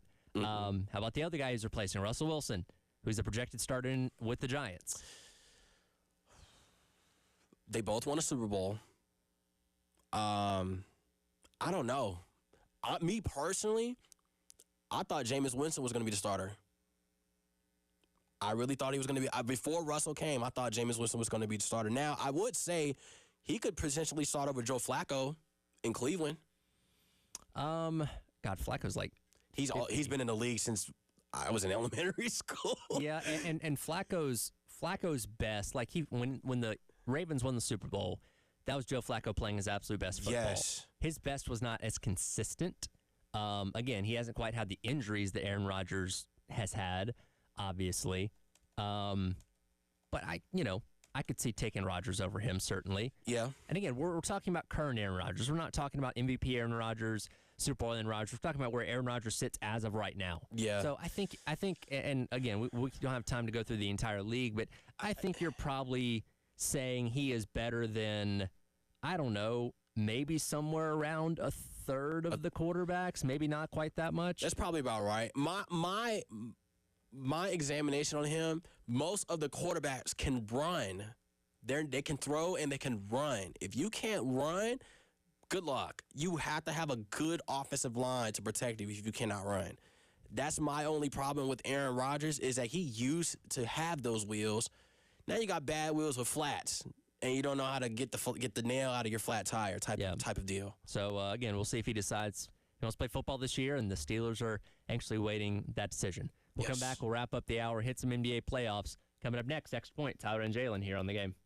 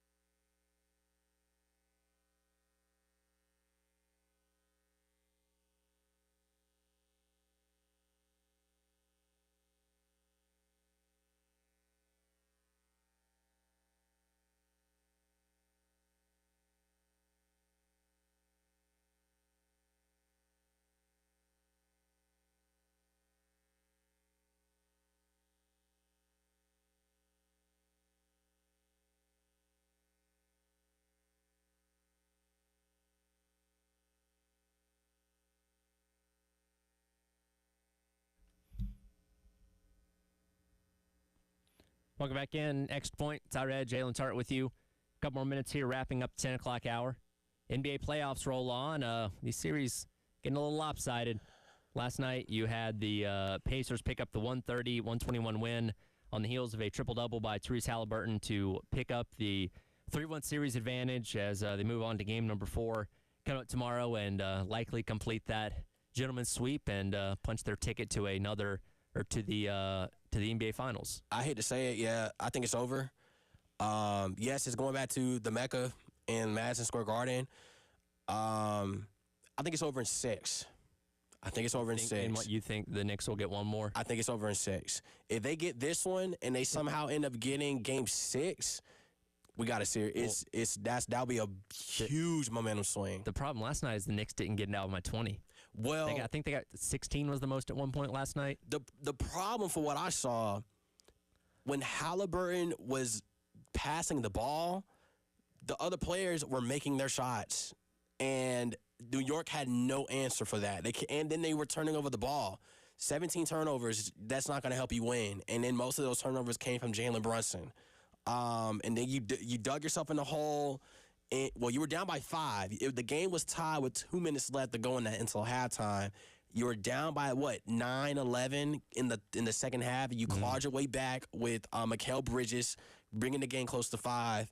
And next thing you know, Indiana was just hitting their shots. I just think the bench is playing the difference maker in this series, and I think Indiana's bench is a lot more productive than New York's bench, and that's what's going to get them over to the finals. And I have them playing OKC in the finals as well. Yeah, and I was going to get to that. Game number 5 coming up tonight between the Timberwolves and the Thunder, 8:30 on ESPN. OKC looking to complete the gentleman's sweep themselves, up 3-1 in that series. And look, we've known that OKC is perhaps the most talented team. They were obviously the best team overall in the regular season. The Timberwolves got one, and I give them credit. They made a competitive game out of it on Monday because the other games have been blowouts one way or the other, but it just seems like OKC is too much. Again, SGA, the league MVP, and well-deserved, playing out of his mind, 40 points the other night, and kind of expect the same thing tonight as they shift back to OKC. And he just knows how to get to the foul line, but it's not just SGA, it's just their defense as a whole has been very, very hard to figure out, and they've been stopping the momentum for Minnesota to even crawl back into the game. And you saw the other night in that first half, Anthony Edwards was not as assertive as he needed to be. Right. 4 points in the first half, and again, scored better in the second half, but sometimes you just got to, put your head down, go in there and fight for it, and at times it seems like Anthony Edwards isn't willing to do that. But he made me scratch my head when he made the comment of him saying he played a good game and he made the right play. But how do you make the right play when you only scored 16 points, 4 points in the first half? No. Don't get me with that nonsense. No. Get your team to play. You're supposed to be the face of the league. SGA is proving that point now that he's won an MVP and he's about to literally clinch his first berth to the finals. You got to get it together. If you want a shot at getting this to Game 7, you have to show up better than what you showed up in Game 5. Yeah, again, Game 4 coming up tonight between Timberwolves and Thunder. If the Thunder win, they obviously punch their ticket to next week's NBA Finals. Jalen, we'll see you in here next week, and we'll know what the finals looks like by then. Awesome, man. I'll see you next week. I'll do it for the Extra Point coming up next. Gamecock Central Takeover Hour presented by Firehouse Subs here in the game.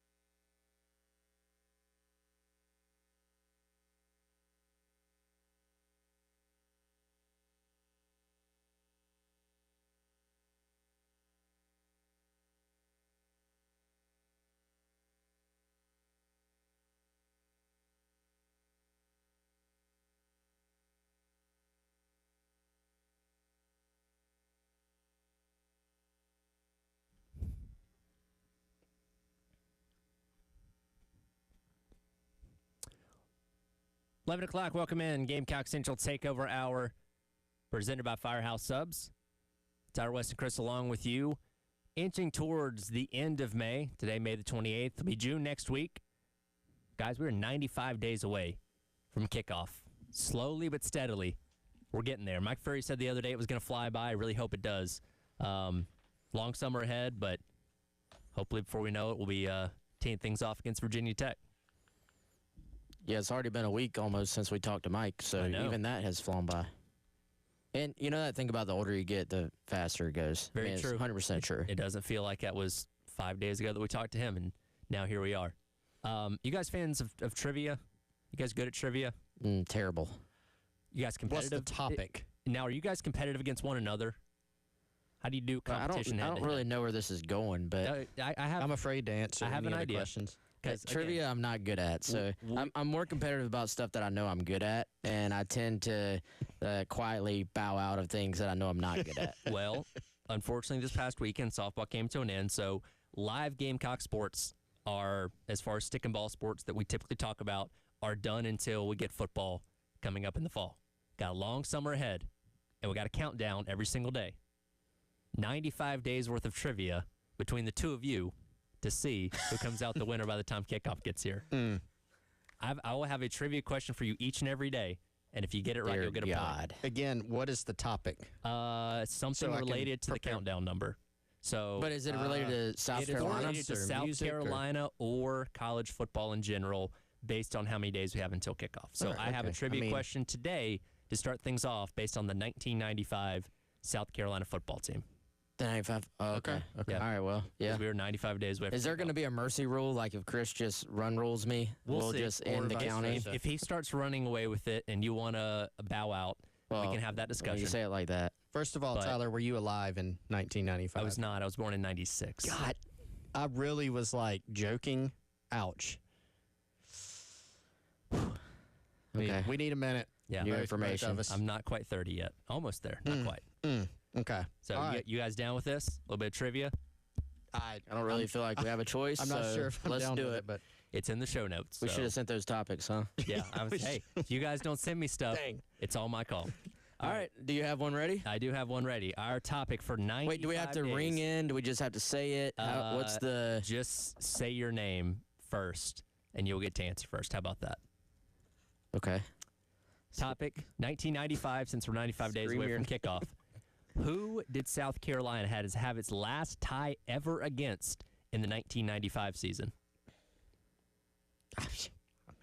I thought he was going like CarQuest Bowl. Yeah. Versus West Virginia. And we're going to learn some history as we go through the summer as well, because there'll be things you probably don't know. Last tie against. One guess and we're out. No Googling. Which I'm very tempted to do. If you want to Google, you can. Who's got No. There's no Googling. All right. Okay. One guess, and that's like your guess. If neither one of you get it, then I'll give you the answer. Then no points. Okay. It's an SEC team. I'll say that much. Whoa, really? Okay, Yes. I'm glad you said that because I was going to go off the wall with... You know what? I bet a bunch of our fans listening actually know this, and they're sitting there going, you two idiots. Probably a lot of people that maybe were there for that game. Yeah. I bet Kevin Miller knows this. Yes, I bet he does. He'll text us in a But I don't even remember a tie. That's the thing. I don't either. Well, and that will tie into the history lesson after you find out the answer. Game happened at Willie B. Jeez. 1995.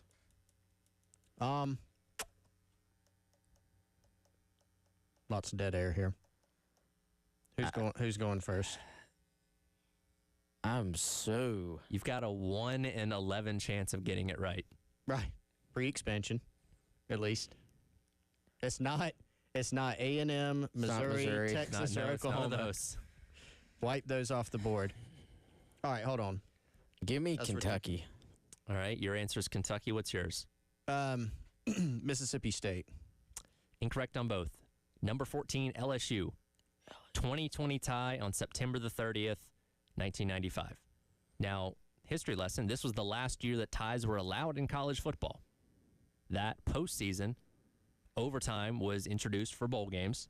It ended up becoming a full-time thing starting in 1996. I think Georgia and Auburn played the first overtime game that next season in SEC history. I think we're having a Mandela effect here. I really don't think this ever happened.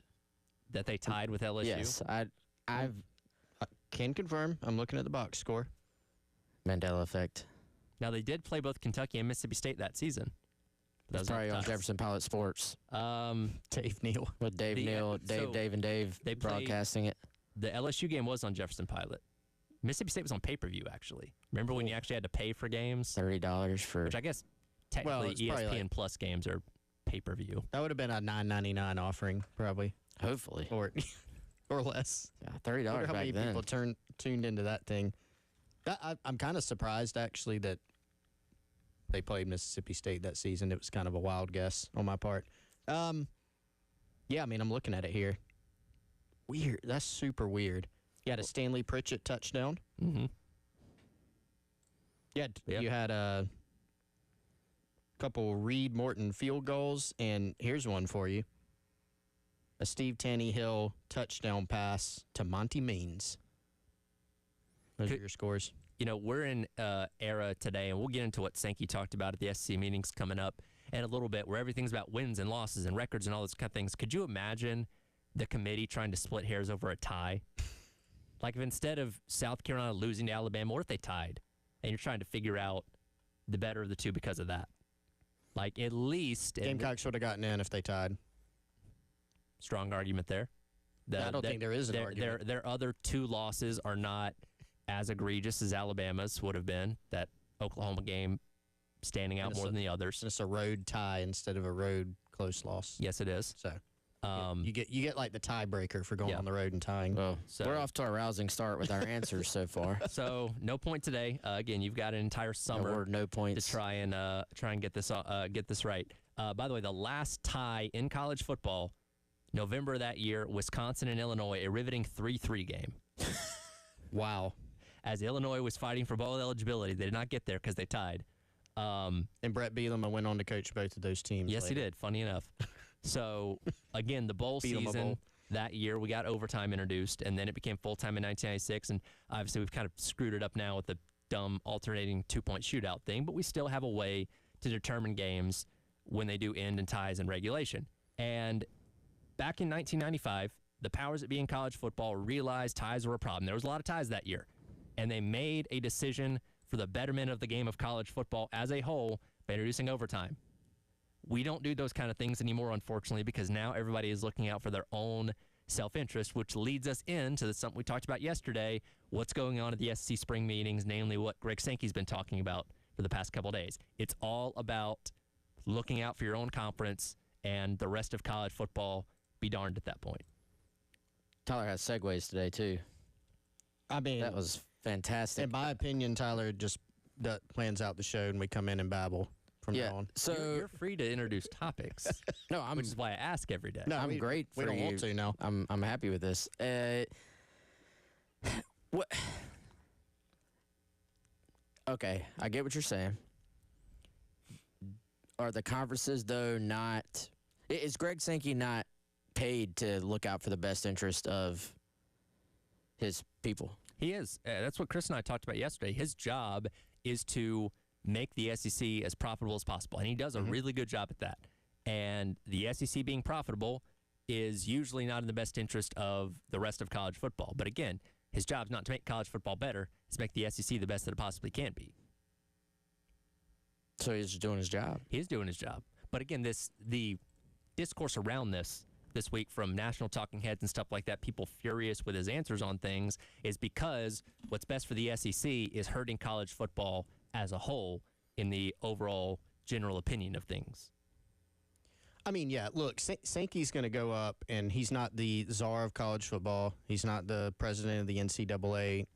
He is going to stump for the SEC. And I don't know, guys. I think if you're stumping for something, if you are advocating for a cause that you're paid to advocate for, you're at times going to say things that paint your organization in the best possible light, even if it's, the strength of schedule stuff, right? And we all talked about that last year. There's a wide variety of opinions on it. depending on which team in the SEC you root for. No, our schedule was harder. Our losses were better. Our losses were worse, whatever it may be. The strength of schedule stuff is one that's really, he mentioned teams, losing to, beating Georgia, for instance. And, when it comes to Alabama, yes, he conveniently leaves out that they lost to 2 bad SEC teams, Ole Miss, same thing. Beat Georgia, lose to Kentucky, their only SEC win. Lose to Florida, who ended up being actually a decent team. If you go through and look, and y'all know I'm a big SEC advocate. I mean, I think it's the best conference in college football. I think it's pretty clear. But if you go through, you can't say strength of schedule didn't matter at all. Maybe it mattered on a micro level when you're comparing a couple different teams. But Alabama, who had 3 losses, finished ranked ahead of a Big 12 champion that had 2 losses. They finished ahead of a 2-loss Miami team. Indiana, which only lost 1 game, finished behind a 10-2 Tennessee team. Like, you did see some instances where strength of schedule mattered in the rankings. But, you had Clemson, who would not have gotten into the college football playoff had they not won the ACC championship and thus qualified automatically. And that would have opened up another spot for somebody where there's more controversy. So, it's Sankey's job to. I wish he would make a bigger part of his job fixing some of the problems in the conference, like officiating, for instance. But when it comes to trying to grab more power with the college football playoff, he's going to say things that paint the SEC in the best possible light. That is his job. What did y'all think of Kiffin's plan? Y'all seen this? Mm-hmm. 16 teams with no AQs, right? Yeah, like it only makes sense, right? That's first of all, most Kiffin thing ever, but you do kind of just get your mind numbed to, like, when I'm looking at, hey, latest the thing the committee is, it may be this many automatic qualifiers, and I'm just like, my brain can't even process this anymore. Like, It changes so much. Everybody is going to be looking out for themselves, and you kind of have the SEC and the Big Ten who have taken over the power of all this, I feel like.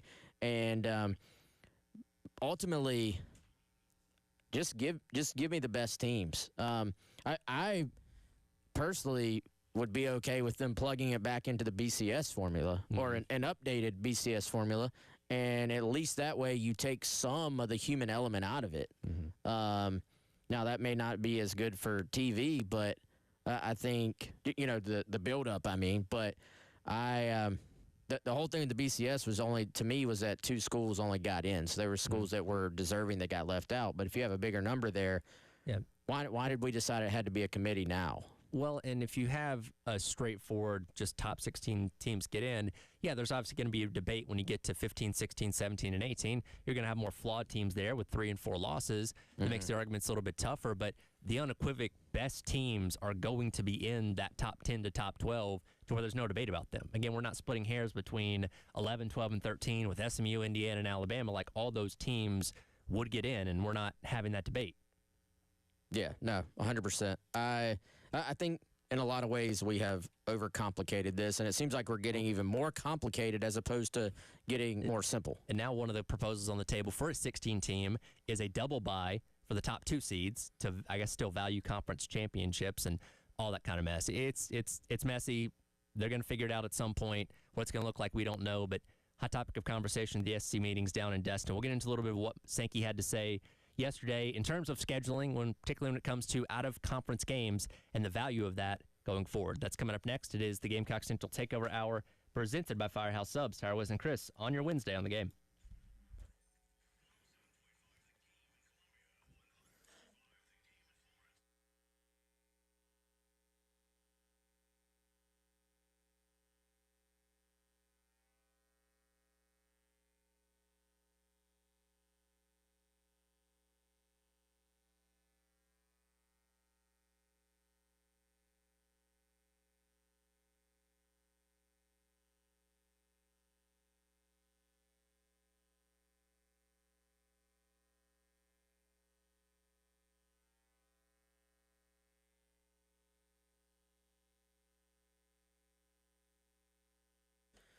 All right, folks, you know it. This show brought to you by our friends at Firehouse Subs, 15 convenient locations all around the Midlands. And guess what? We're going to be at one of those convenient locations. If you are in the Camden area or anywhere out there in Kershaw County, come by and see us tomorrow, 9 a.m. to noon, live. We'll have all 3 of those hour shows right there from 2184B West DeKalb Street in Camden, South Carolina.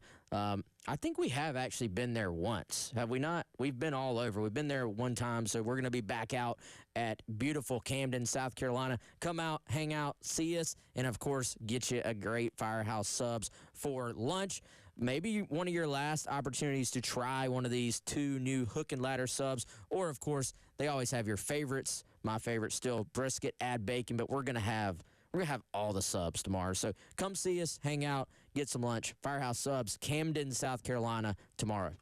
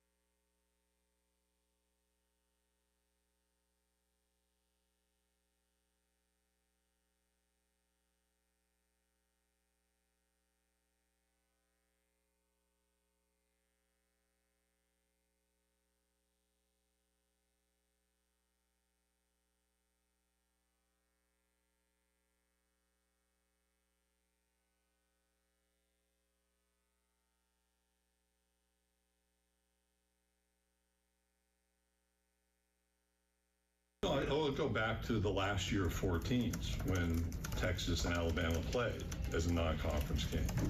I thought, and people had plenty of opinions, that the selection committee honored the importance of that game. I think it's good for college football to have those kind of games. I generally think people believe that way.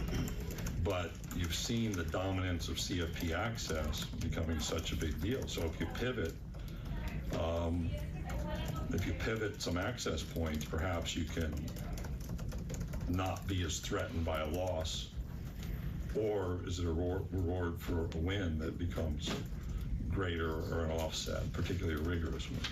Welcome back in. Gamecock Central Takeover Hour, presented by Firehouse Subs. Howard West and Chris. Greg Sankey yesterday, or on Monday, I believe, talking about the value of out-of-conference games when it comes to making tough schedules for teams in the SEC, and somebody feverishly transcribing him as he was talking there. The unfortunate thing about the SEC meetings is they are not given the same broadcast quality that like the SEC media days are, where we have like TV copy of these things. So I'm finding sound where I can, and that recorder just happened to be next to somebody's keyboard. They were typing as they were straight away, tacking away. And I kind of hate that noise, to be honest. But it's weird. I feel like these used to not really get covered at all, except for a few media folks, and now over time, more and more media people have gone out for it, but it still doesn't get the just complete kind of official. Yeah. Like, hey, we're going to put, like the SEC sends out stuff from all the SEC Media Days stuff, Sure. and they'll send out their own transcripts, and it's just a huge, massive deal. Other than Feinbaum out there broadcasting on the beach, which I think is actually one of the coolest backdrops. I hope he puts sunscreen on the top of his head so he doesn't get burned. Yeah, seriously. He was busy getting burned by Lane Kiffin yesterday. He and Lane have a interesting relationship. I can't really tell if they love each other or hate each other, but yes, anyway. But what Sankey was talking about there was obviously the out-of-conference games and scheduling. There's the debate on the ninth game in the SEC and what value scheduling tough out-of-conference will be in the future of the college football playoff and whatever that's going to end up looking like. And, Beamer, we don't have any audio from him as of yet. Hoping to get some today if he does kind of formally speak to the media. But he's in support of a ninth game if balance is the same for everyone. So he's basically saying, yeah, we'll play a ninth game, but we're also going to play Clemson every single year. That's a 10th game against a Power 4-5 team.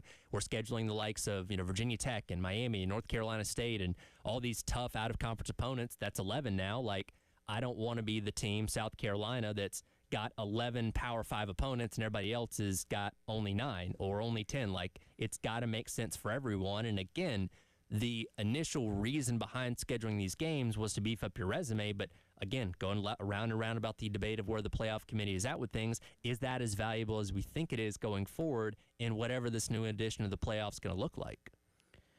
Yeah, and I think, guys, when fans hear stuff like this, like I think there's an off-season push from some fans to be like, hey, man, I just want wins. Like, schedule wins, for whatever we got to do to get wins. I want that.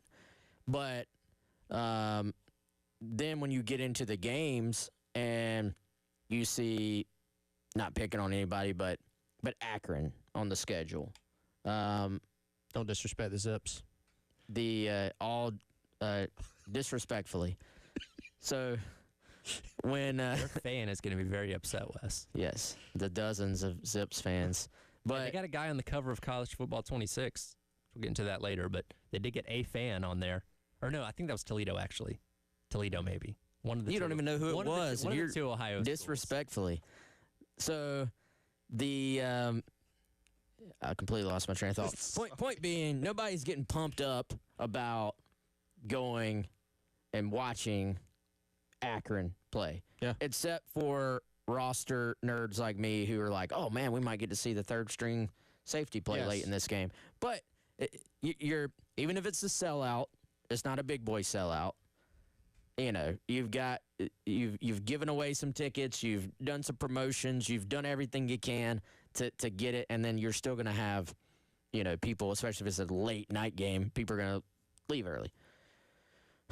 However, in today's college football landscape, if you're South Carolina, does it do you a heck of a lot of good to be playing Clemson, to be playing Virginia Tech in a neutral site? Now we're talking about, there is a world where you could have been playing the 9th SEC school this year. Sure. If this had been sort of attacked a little bit more strongly a couple of years ago. So, point being, I get what Beamer's saying. I get what Sankey's saying. and I do think the SEC schools, even though the coaches will tell you they weren't, the SEC schools were given some grace for losses. Yes. You know what I'm saying? They were And their not strength of treated the schedule. same as other schools. Like Alabama, for example, guess what? You should have won. You shouldn't have lost to teams like Oklahoma. Yes. So I think when you look at it, there are a lot of different things at play, but sometimes as fans we think we want one thing, but then like playing Virginia Tech or the like is great, it's exciting, but you also have to win that game. Got to. Yeah, I mean, that's a good point. I'm glad you said that because, I mean, in the last segment, we were just laying out how some SEC teams that did have a harder strength of schedule jumped some other teams. Yep. Right. But in a lot of cases, like those teams also made the playoff, right? So it becomes a seeding issue as opposed to whether or not you're for South Carolina and Alabama and Ole Miss, their issue was they were on the cut line and they didn't make it. And then you've got more, like Tennessee's not like, we should have been high. You know what I mean? Like they got in. I'm sure people were complaining about it, but they were in. At the end of the day, that's the goal. Be in the thing. So the question is, how much does it help you, the tough schedule? We have some data, like you said, Wes, and like we've outlined, that it does help you. We also have some data that if you lose a little too much, like take Indiana. I'm not even going to play the hypothetical game of, if they played an SEC schedule, they would have lost 5 games. I have no idea. They're a good team.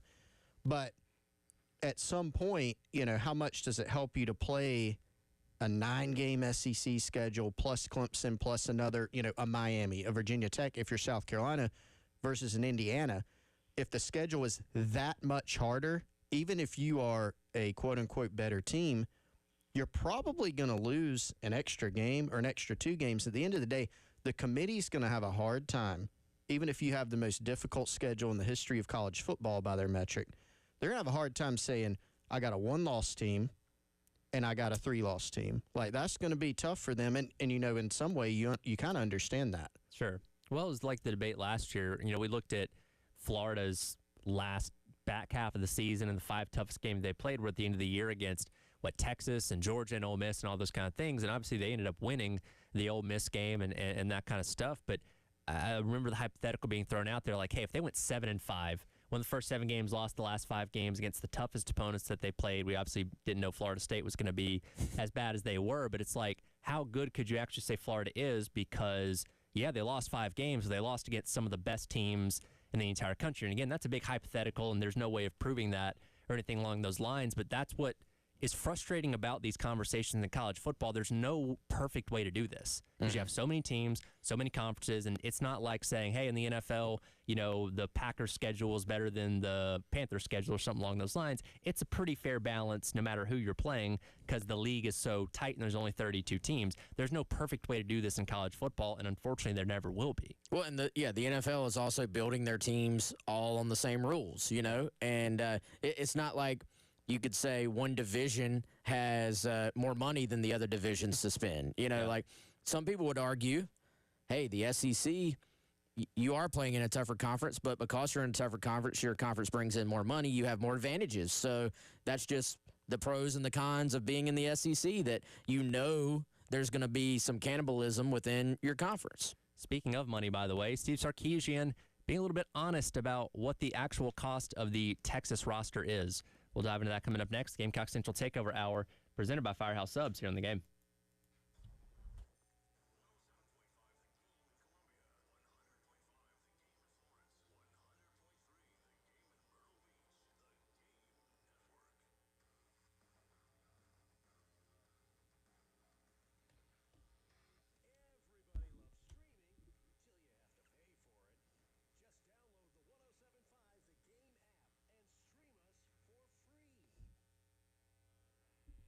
All right, guys, if you are a male listening to the show and you're struggling with some symptoms related to your energy, to your strength, if you're looking to boost your muscle gain, if you want to lose some fat, if you want to just, feel better, just optimize your energy levels. Check out our friends over at Game Day Men's Health. They're conveniently located in Northeast Columbia near I-77 and 2 Notch Road. That's 115 Atrium Way. You check out their website, GameDayMen'sHealth.com. Find the location closest to you. Again, that's 115 Atrium Way, right near I-77 and 2 Notch. Give them a call. Great team over there, 803-265-3161. They have personalized treatment plans, man cave style labs, in-house labs. You can get your results in 15 minutes or less while you're enjoying a drink and a snack. That's GameDayMen'sHealth.com, 803-265-3161.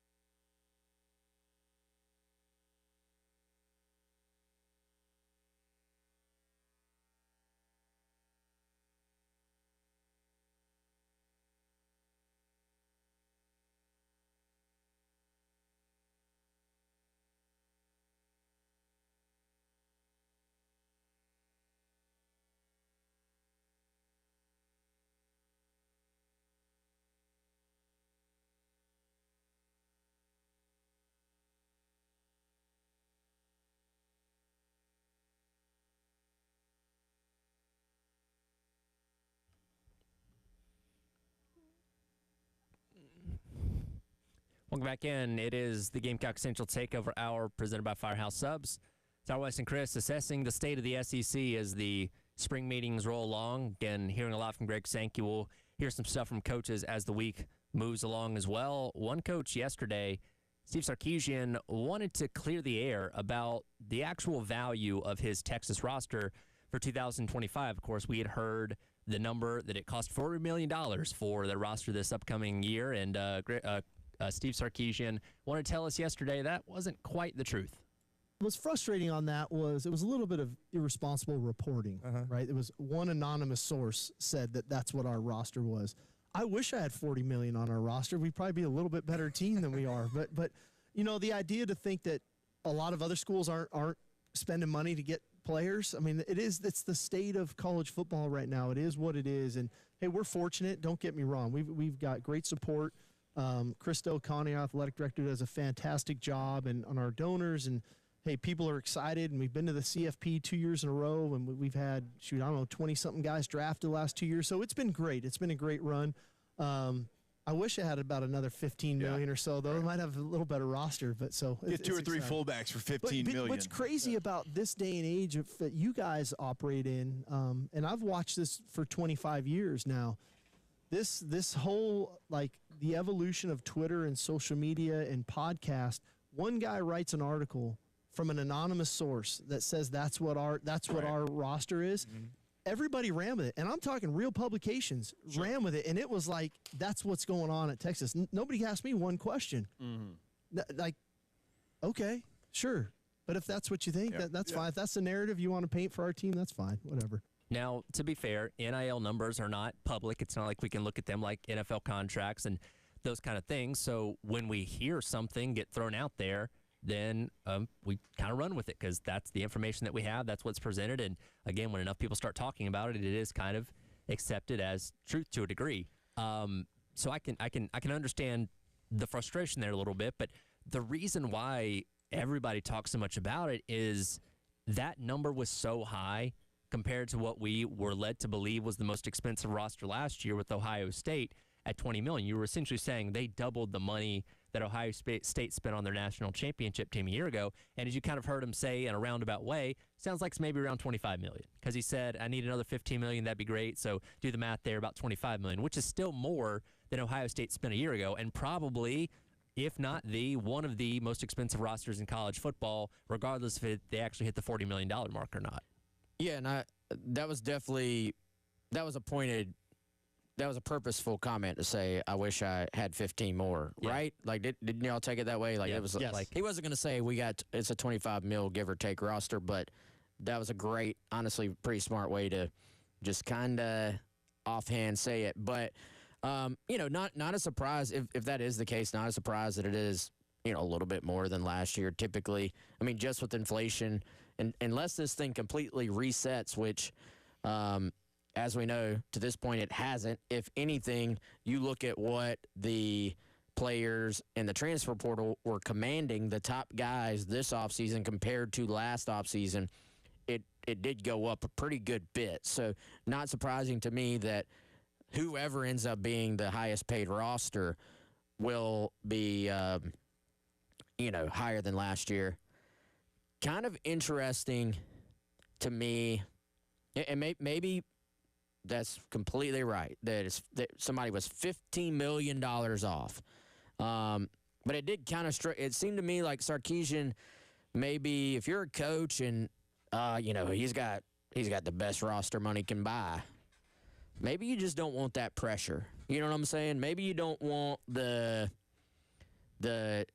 even if we win, they just bought a title. Had nothing to do with the coaches. They just had the best roster, and we saw Ohio State have the best roster and win it. Saw Texas this year, if they do win it, have that happen.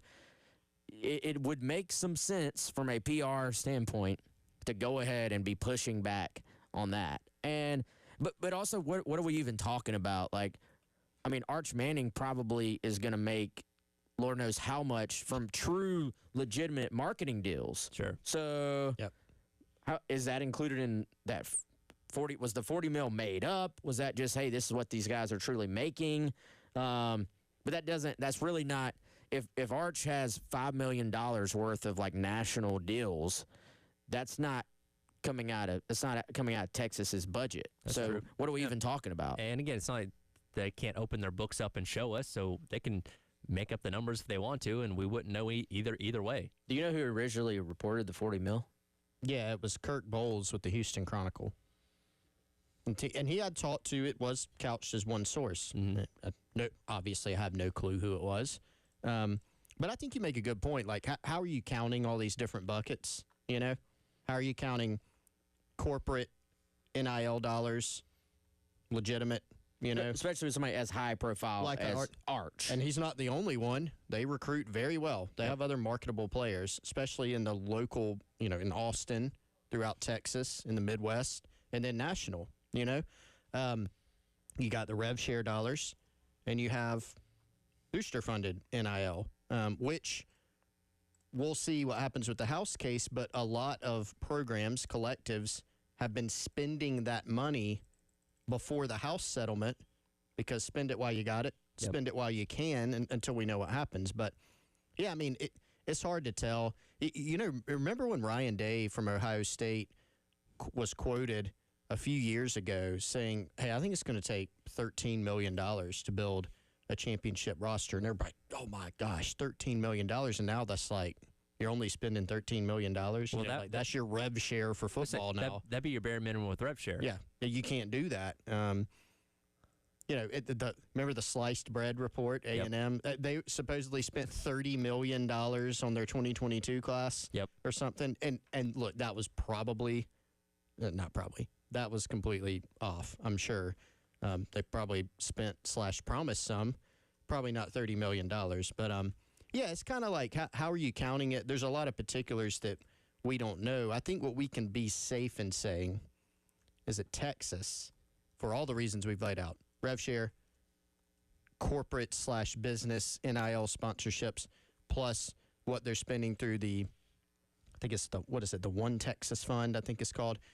They're spending probably as much, if not more, than anybody in the country. I don't care if it's 30, 35, 40, whatever it is. They're positioned quite well. Yeah, and again, it's believable. They probably had maybe the second most expensive roster in college football last year, behind only Ohio State. And again, if they don't have the fumble on the goal line, maybe they're playing for the national championship last year and winning it, and who knows. But they're knocking on the door, and obviously they have the resources to back up the talent that they have been bringing in. Again, we'll have plenty of conversations about this kind of stuff more as the week rolls along. Flip some more fun stuff on the other side, as we did get our cover reveal for College Football 26 yesterday that does feature a Gamecock in Dylan Stewart. We'll talk about that coming up next. It is the Gamecock Central Takeover Hour presented by Firehouse Subs on your Wednesday here on The Game.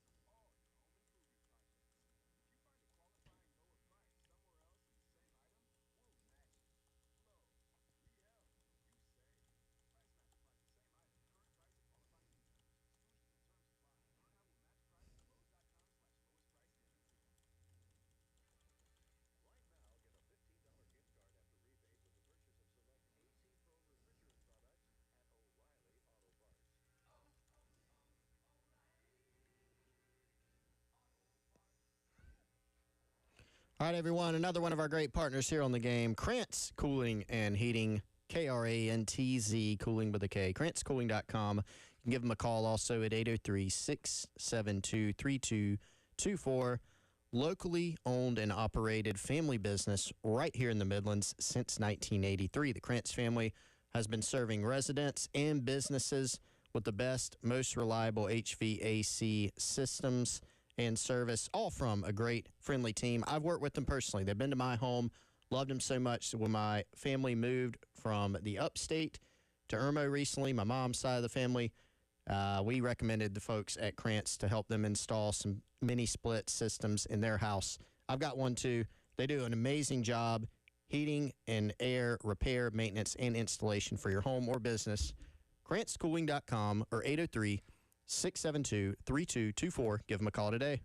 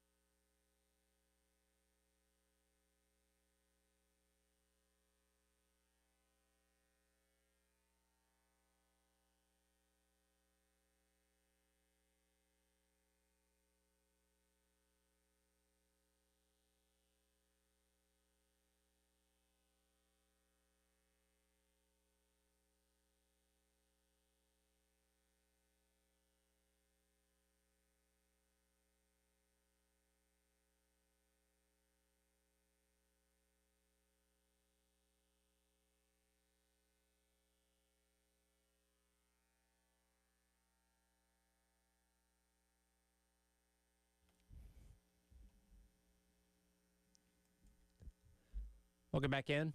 It is the Gamecock Central Takeover Hour presented by Firehouse Subs. Reminder once again, we will be out at Firehouse Subs tomorrow in Camden for the Schroeder's Towing Roadshow, 2184 West DeKalb Street. Come by and see us, hanging out from 9 to noon. Store open up at 10. Come get some delicious Firehouse Subs and talk some sports with us. Always enjoy our guy Larry Chandler for allowing us to hang out at another one of his Firehouse Subs locations. I said earlier there was a Akron fan on the cover of the College Football 26 Deluxe Edition. I was incorrect. Is a Toledo fan towards the background. Very busy cover.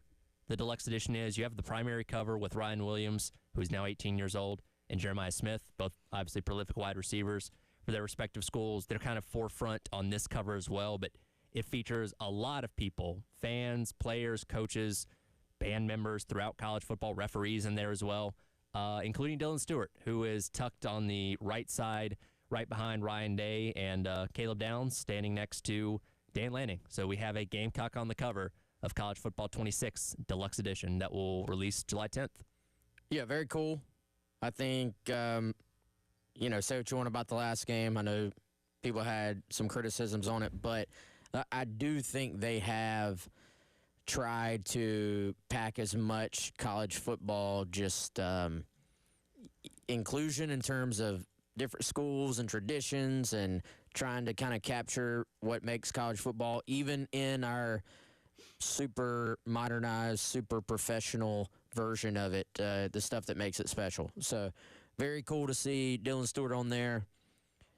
Interesting that they went with the 2 wide receivers in terms of the other cover. But, you know, the guys they picked for the cover last year were kind of, I thought in some cases, a little bit of a strange decision too. So these are at least 2 very high-profile guys. The Michigan running back last year, I didn't really think was all that even high-profile. So yeah, I think it was one of those things they just wanted to feature somebody from a national championship team that lost its like key contributors, it makes sense. with Corum and McCarthy and stuff like that. So yeah, Donovan Edwards kind of being front and center on the cover of last year's game was a little bit odd. I think that was more about because you had the players running out of the tunnel. You could see the names on the back of the uniforms. Is like, hey, we finally got players in the game. And for this edition, you finally have coaches in the game, which has never been a thing, even in the prior editions of the game. So you'll have, you know, like you see on the cover, Dan Lanning and James Franklin and Kirby Smart and Shane Beamer, and what that means in terms of your dynasty and how that affects your team and all that kind of stuff, we don't know yet. I think we're finally starting to learn more about the game today with trailer releases. But, yeah, you'll finally get actual coaches in the game. Yeah, trailer out tomorrow, I think. Okay. But, Chris, you going to dive in this time, or are you still holding out? We'll see. We'll see. I might dive in. I want to see the trailer, get a little more info. Pete Nakos from On 3, by the way, just reported there's some kind of high school element in here. Like, literally just put that out while we're here on the air. We don't really know what that means. That's the it's got to be the like Road to Glory. Everybody complained last year that it didn't have the play as a high schooler and pick your school as Road to Glory. So that's got to be what that's going to be. Yeah. 14 had it where you could play your entire senior year of high school, go through the playoffs, and obviously get better as a prospect based on how you play before picking a school. So, it does kind of seem like 26 is just going to kind of add features that people are saying, oh, how could you leave this out of 25? And a little more thorough, fleshed out version of 25 probably. Yeah, I mean, they were making an entirely new game last time. Yeah, so. and it was delayed a year to make sure they got it right. I still play 25. I enjoy it. I'll get 26 as well, but I thought 25 was perfectly fine, all things considered. Yeah, I mean, I had completely stopped playing video games, like entirely. Yeah. And I got a PS5 and the game, you know, just specifically for that game. And so I put some time into it. Honestly, it will, in some ways, if you play it, it will help your college football knowledge because the rosters are so in-depth. And they're not perfect, but it does sort of help you keep up a little bit. And, I mean, college football is better. I mean, it's the best-selling sports game of all time. So college football is better when this game exists because, I mean, how many people found out about certain players, like especially young fans? Sure. How many people were like, oh, man, Lenore Sellers, who's that? And then let me go watch him play on TV. So I do think it is good for the growth of the game. Don't let, by the way, I hope South Carolina sent a bodyguard with Dylan Stewart. Don't let Ryan Day talk to him. All these coaches Ryan around Day him. and Dan Lanning are like, let me go stand by. Let me. I'm picking my spot. We'll go stand by Dylan Stewart. Yeah, keep him away because I'm sure if they get their opportunity, they're going to talk to him as well as all these players that are there, obviously. I'm excited for it. Again, I think we're 43 days away from that. That's kind of always because for media days and all that kind of stuff, really kind of when the season is getting close, you can kind of start tasting it. So, you pre-order it, you get it 3 days early, you can get the deluxe edition cover. Excited. Good show, Tyler. Good topics. Thank you. You guys can suggest your own, too. I'm okay with that. We got to get a lot of them for tomorrow. Yeah, we got 3 hours to fill. Again, Firehouse Subs tomorrow, 2184 West Cap Street out in Camden. Come by and hang out with us for the Schroeder's Towing Road Show at Firehouse in Camden. Coming up next, halftime show with myself, Terry Ford, here in the game.